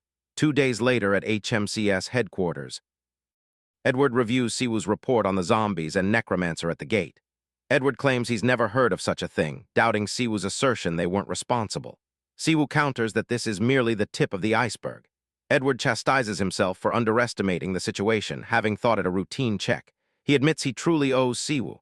Siwoo calmly states no one, not even those in charge, could have predicted this. They're fortunate no one was seriously hurt. Edward commends Siwoo, then dismisses everyone to work, especially Hikari, who's in real danger. He jokes the old wild dog still has fight left. Siwoo shrugs, asking if there's anything else. He wants to return to Korea, telling Edward to contact him if anything arises. Edward tries to persuade him to say goodbye to others, but Siwoo declines, citing busyness. Outside, he encounters Hikari. She thanks him for healing her, regretting she never got the chance. She admits she didn't give her all during the mission, but promises to be more helpful. Siwoo responds indifferently, then leaves. He thinks of Frey again. Since that day, he hasn't heard from him. Still, he has no issue using skills dependent on his power. At HMCS Central HQ, a woman updates Edward. The Middle East team found Al-Makt attacked the investigation crew, linked to illegal drug trade. They don't produce drugs, but their leader's absence disrupted their supply chain. Some members remain active in the black market, requiring continued tracking. Edward asks about the gate's condition. She notes it's significantly damaged from fighting. The report emphasizes its strategic value. Enclosure efforts are underway. Edward notes the situation is complicated. If the former chairman's faction blames them for the damage, it could cause problems. That faction controls most of Central HQ, especially key players. Cargill Hwan, a semi-special rank hunter, covets Edward's position and will likely interfere, so they must avoid giving him ammunition. Before she finishes, someone barges in unannounced. It's Cargill Hwan, the very person they were discussing. Cargill greets Edward, casually noting it's been a while. He brings up the illegal enhancement drug investigation, commenting its results seem underwhelming. Edward asks what he's implying. Cargill shares a rumor. Edward put a foreign hunter from Asia on the team. Gossip claims they returned empty-handed with damage to show for it. Edward defends, saying the team was attacked at the gate but neutralized their assailants. Cargill counters the group they found was small. And there's no information on their distribution network or the drug's origin. He speculates Edward wouldn't send an unknown parachute hunter without a solid reason. He insists the investigation is dragging, suggesting making it public, noting it might pique public interest. He asks if Cargill is ready for the fallout. Cargill claims they can manage if they quickly shut down the source, believing those in the know already have it handled, without going fully public. He wants to hear what other semi-special rank hunters think, curious where their support would land. Edward, annoyed, calls Siwoo, mentioning the investigation might go public, creating international problems. Siwoo reminds him time isn't on their side. Edward agrees, wanting to wrap things up himself, though acknowledging the case is more complicated than expected. Meanwhile, Siri chats with an old man, asking if they truly captured the necromancer. He confirms he saw it with his own eyes. Edward and Siwoo continue chatting. Edward mentions they're still tracking Pandemonium and IZ, but it's taking a while. Siwoo is fine with it, not expecting much progress yet. Edward brings up the gate. After Siwoo returned, a large team investigated. As Siwoo said, the gate isn't what they thought. Many corpses were found outside, likely giving it its high rating. Most gates are empty post-raid, but this one only has zombies. Even if illegal farming occurred, necromancers and Almact members likely cleaned it up. Edward asks Siwoo for his thoughts. Siwoo suggests that kind of gate is like a dimensional gap, appearing randomly and defying spatial rules. Using it for drug smuggling would be impossible even for the best shamans, unless it's not a real gate but a fabricated space for smuggling. Edward thinks that's a bit of a stretch, but Siwoo says he's just throwing out ideas. Edward compliments Siwoo's instincts, saying he'll look into it, and asks him to keep helping out since he still has investigative authority. Siwoo nods in agreement. Then Siwoo appears, asking if he's ready for a 3-on-1 spar. The older man tells him to relax as he looks worn out, but Siwoo is up for it, just wanting to stretch. Siri pipes up, feigning a stomachache to sit out. The old man stops her, saying if one person drops out, it could be life or death for all. Siwoo thinks a brief warm-up is fine and hopes Frey wakes soon. In a busy restaurant, a man with a neck tattoo heads to a guarded room. He says he has business inside, and the guard gives him a code. Shadow has no color. The guy replies, only crimson blood matches them. The guard lets him in. Inside, a man with glasses says, long time no see. The tattooed guy asks, all good. The man with glasses replies, fine, and asks if the saint arrived. The tattooed guy explains Korea's drug crackdown is tightening, so they're postponing travel. After this deal, trade will pause briefly. The man with glasses nods, saying a bodyguard is assigned for his return. Someone drops from above, lighting the tattooed guy's cigarette. He appreciates it, saying he won't return soon, much to handle post-deal. New stock will make things messy. Police have been very aggressive lately, he adds, with no idea why. Then someone appears, saying the tattooed guy is here. His name is Zhang Kyan, masked. The tattooed guy greets him, noting his punctuality. He turns to Q, the glasses guy, and asks about the goods. Q apologizes for entrusting him with such a large shipment. But their Korean distribution is disrupted. The Grand Saint insists he proceed. Zhang says that's fine, his job is to sell everything. He pulls out a suitcase, asking if they want to inspect it. He opens it, revealing illegal goods. At HMCS Korea, Siwoo is at his computer. Two co-workers approach. One remarks, he's actually here today. The other adds Hunter Min was sent to HQ for a special mission. That explains why the deputy director visited earlier. They speculate if Siwoo has connections or got in via an insider. The team leader walks over, asking if Siwoo saw the latest directive. Siwoo immediately asks if it's about the probe into illegal Awakener power-enhancing drugs and if there's an announcement. The team leader confirms the HQ trip is tied to this, and the mission too. Even though it's top secret, they should have given notice. The branch chief isn't even informed. And now chaos across all branches. Siwoo explains he had strict orders to keep it quiet, so he complied. He wonders why everyone's upset. The team leader replies Siwoo makes them look bad. They asked regular staff for help as no one knew anything. It'd be manageable if only staff were unaware, but team leaders know he went to HQ. Then someone shouts the branch chief wants to see them, including Hunter Siwoo. They go. The branch chief informs them HQ ordered a major international investigation into illegal Awakener power-enhancing drugs. The black market is spreading these faster than anticipated. He mentions Siwoo confirmed this on his trip, then questions why HQ pressures the Korea branch so much and what's truly happening. They both think, we're being targeted. It's absurd to expect so much when Korea is clean of illegal drugs. What more could they want from a small country? They realize the contact isn't the deputy director, but someone from the former chairman's faction. One notes blacklisting would ruin promotion chances. Siwoo sarcastically asks if he should quit. The chief firmly says no. He tells Siwoo, even if promoted to HQ, remember your roots, the Korea branch. The chief emphasizes they must make the Korean branch shine during this investigation. He informs the team leader his Gangbuk team is now the special task force for illegal drugs targeting Awakeners. The team leader looks shocked. The chief warns failure would damage the entire Korean branch's reputation. Other teams will assist, but Gangbuk handles main targets and key areas. He frames this as a promotion opportunity. The team leader expects complaints. The chief dismisses it, saying no one cares. He tells Siwoo if HQ requests more help. He'll approve it instantly. Siwoo will also handle the domestic investigation. Siwoo gets it. This is their first task force case. The chief ordered an immediate start, instructing other teams to gather suspicious cases. Everyone looks worn out. He mentions suspicious activity at an abandoned warehouse on Manhwa Island. Long an addict hotspot, now many foreigners are appearing, turning it into a distribution center for people from other towns. Several criminal awakeners are brawling with many casualties and ongoing clashes. The team leader worries it's too big for them alone. The chief reassures him, having already contacted a private guild for backup. They're briefed, no HQ approval needed, just focus on results. Siwoo wonders about this private guild. The scene shifts. Siwoo meets Yawa and her younger brother. He asks if they sent the help request.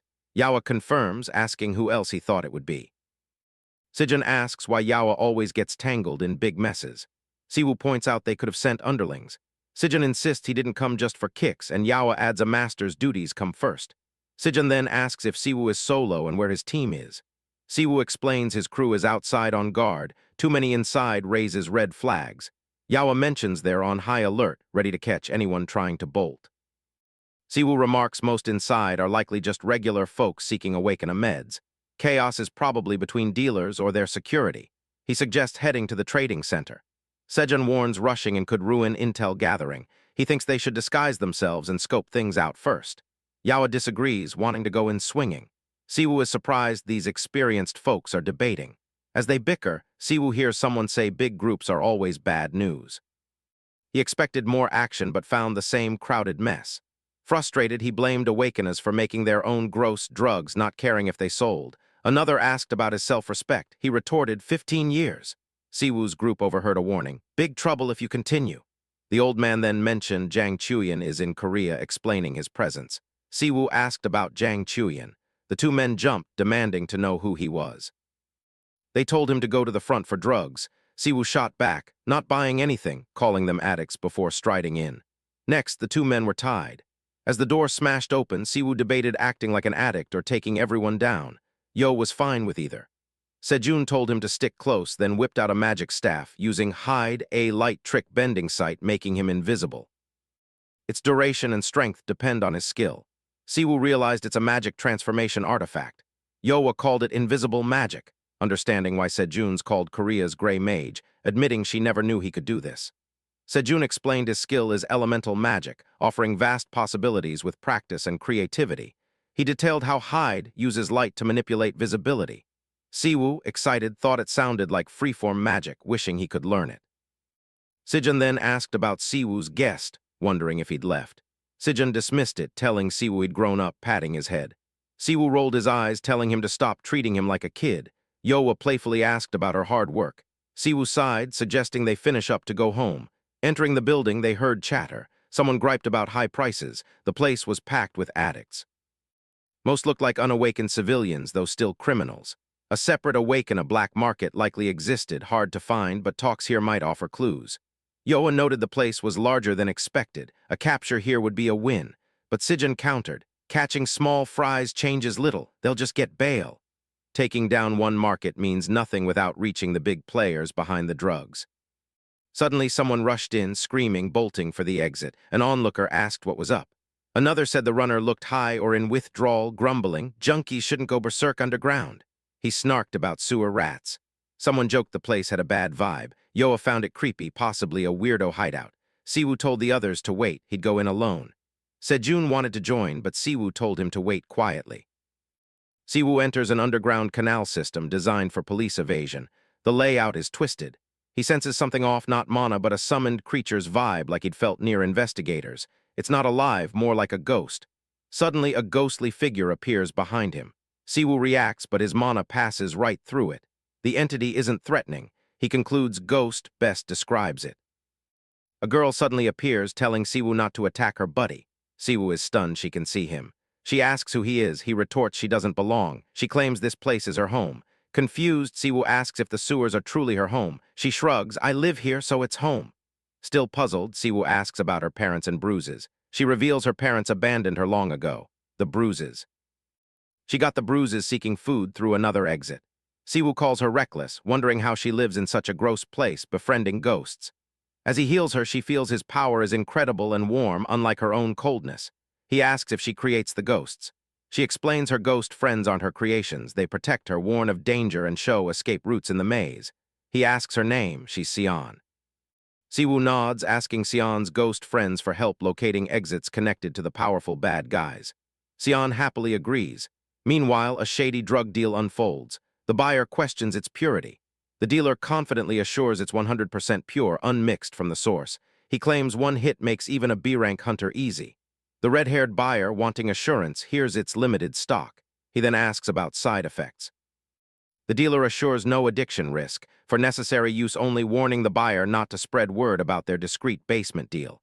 Suddenly, a strange noise. One dismisses it as a rat, another mentions recent odd sewer events. The redhead flinches as something brushes his face, bolting in fear. Siwoo and Sion stand before them. Siwoo, human not ghost, magically slams the dealers.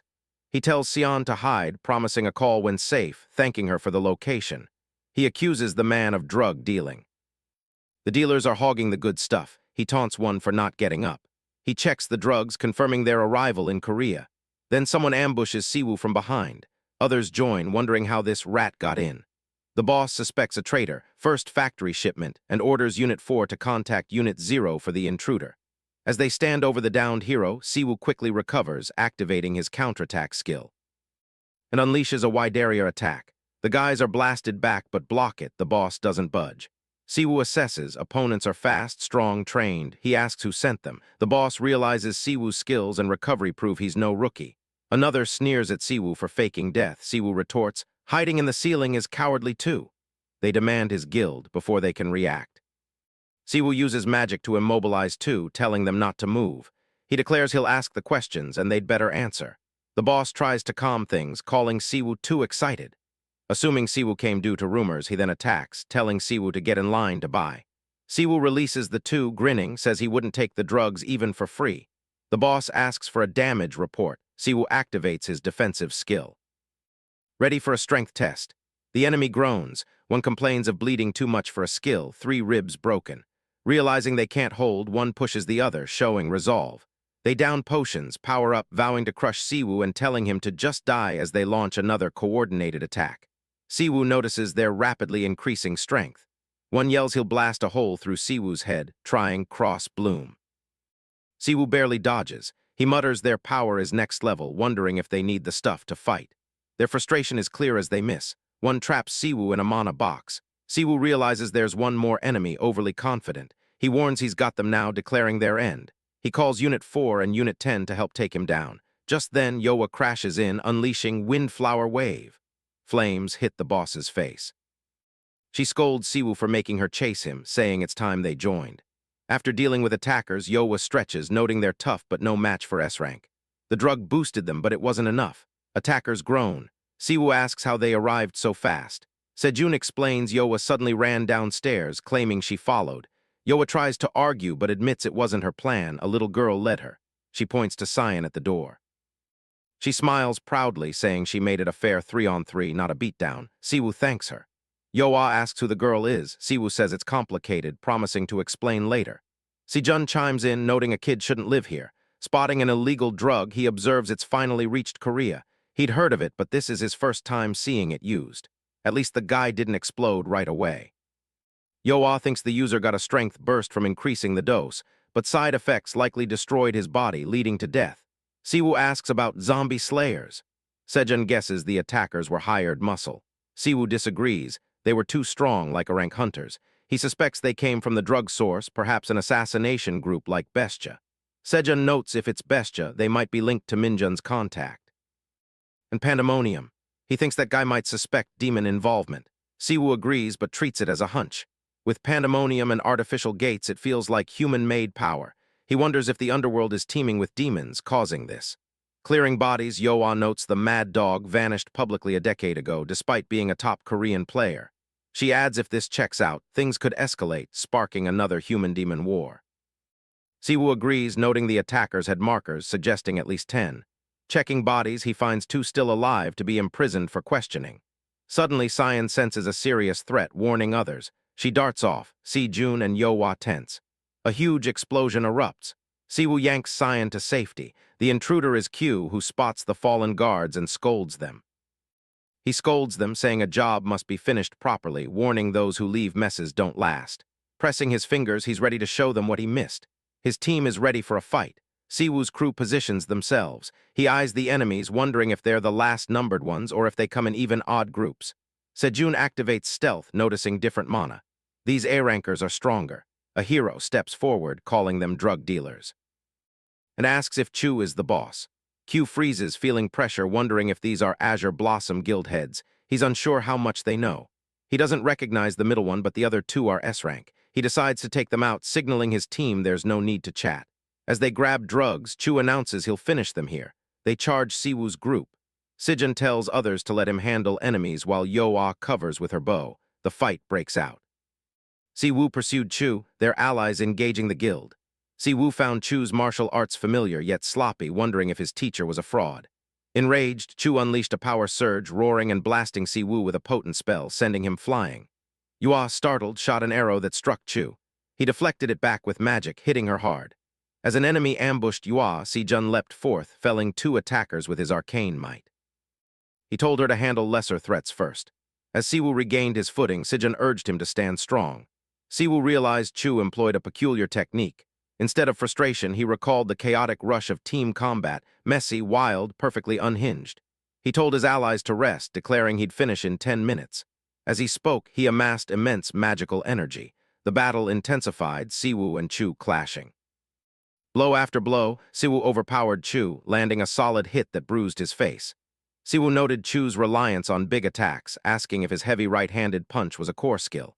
Chu tried the mana-infused punch again, but Siwoo was ready.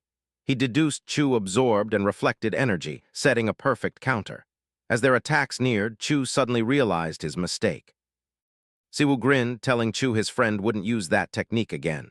Chu recoiled, shocked a mere kid had reached Azura's level. Our hero charged, brimming with magic. He explained it was no mystery he created the technique. A strong strike sent Chu tumbling. As Chu recovered, the hero attacked with a charged hand, barely dodged. The hero continued. Those relying solely on awakening skills could never grasp mana. He explained mana controlled the Kai Center, taking many forms. Azura was one, but he hadn't expected it to evolve into a full clan. Q, realizing defeat needed escape time, he saw a companion slammed into a wall, ordering them to lead and buy time, but the hero was already behind him, closing fast. Q was caught, thrown into a corner, hitting the wall hard. A vial fell. The hero approached, offering Q a chance to cooperate and receive answers. Since Chu remained silent, it was the hero's turn. He grabbed Chu's face, asking if he ever listened. Q trembled. The hero questioned his resistance when his own men took the drug without hesitation. Wasn't this Chu's proud product? He insisted Chu knew its true nature, refusing it himself. To live, Chu must reveal its creators and distributors. Chu seized the moment, drinking the vial. He declared nothing mattered anymore. In a world of awakened skills, only the strong survive. To grow stronger, people must consume anything, be it medicine or poison. Shady deals were irrelevant, such drugs would persist. The hero remained silent as Chu screamed that the weak were meant to be consumed, and a fleeting moment of glory was a blessing. The hero grabbed Chu's neck, slamming him down, demanding what nonsense he spoke. Even if his logic held, he was still weaker. He released Chu, who coughed blood, collapsing. The hero warned him to speak before the drug took hold. Who made and spread these illegal enhancement drugs? The scene shifted to Sijin, asking his sister if their brother's 10-year change was normal. She agreed, noting his newfound strength and ruthlessness. Sijin mused that 10 years here felt like 100 in their old world. Such a long, solitary existence must have altered him. Yet Sijin felt it was more. Their brother seemed to have lost something, making him less human. Still, he hoped he'd find it. The hero, listening, asked what Sijin believed he had lost. Sijin brushed it off, asking if the hero found anything useful. The hero replied little was learned. The drug released regionally at once, its main Asian hub seemingly China. Had Q shared more, he'd likely explode from a mana oath. Sijin suggested returning. Mr. Janggu might have more info. On the way, he asked about the child. His sister said find parents or someone to care for her. The hero pondered the larger issue. If they didn't act swiftly, the drugs would spread uncontrollably. The enemy seemed aware of their proximity. The abandoned factory might be a trap. If China was the main hub, Korea must have a local center. The scene shifted to a bustling club. A tattooed man leaned to his friend, asking about the factory. His friend replied HMCS forces had surrounded and raided it. Due to this operation, Most linked to Sir Louis and the Oni Slayer group are now unreachable. The tattooed man then asked about Chu. A blond man replied Mr. Chu was worried, unable to reach his twin, Sir Louis. Still, Chu followed Sir Disung's orders. The tattooed man muttered he'd return tomorrow. Suddenly, his phone rang. He answered, hearing Disung ask about transaction problems in Korea. The tattooed man replied they'd begun operations in various areas as instructed.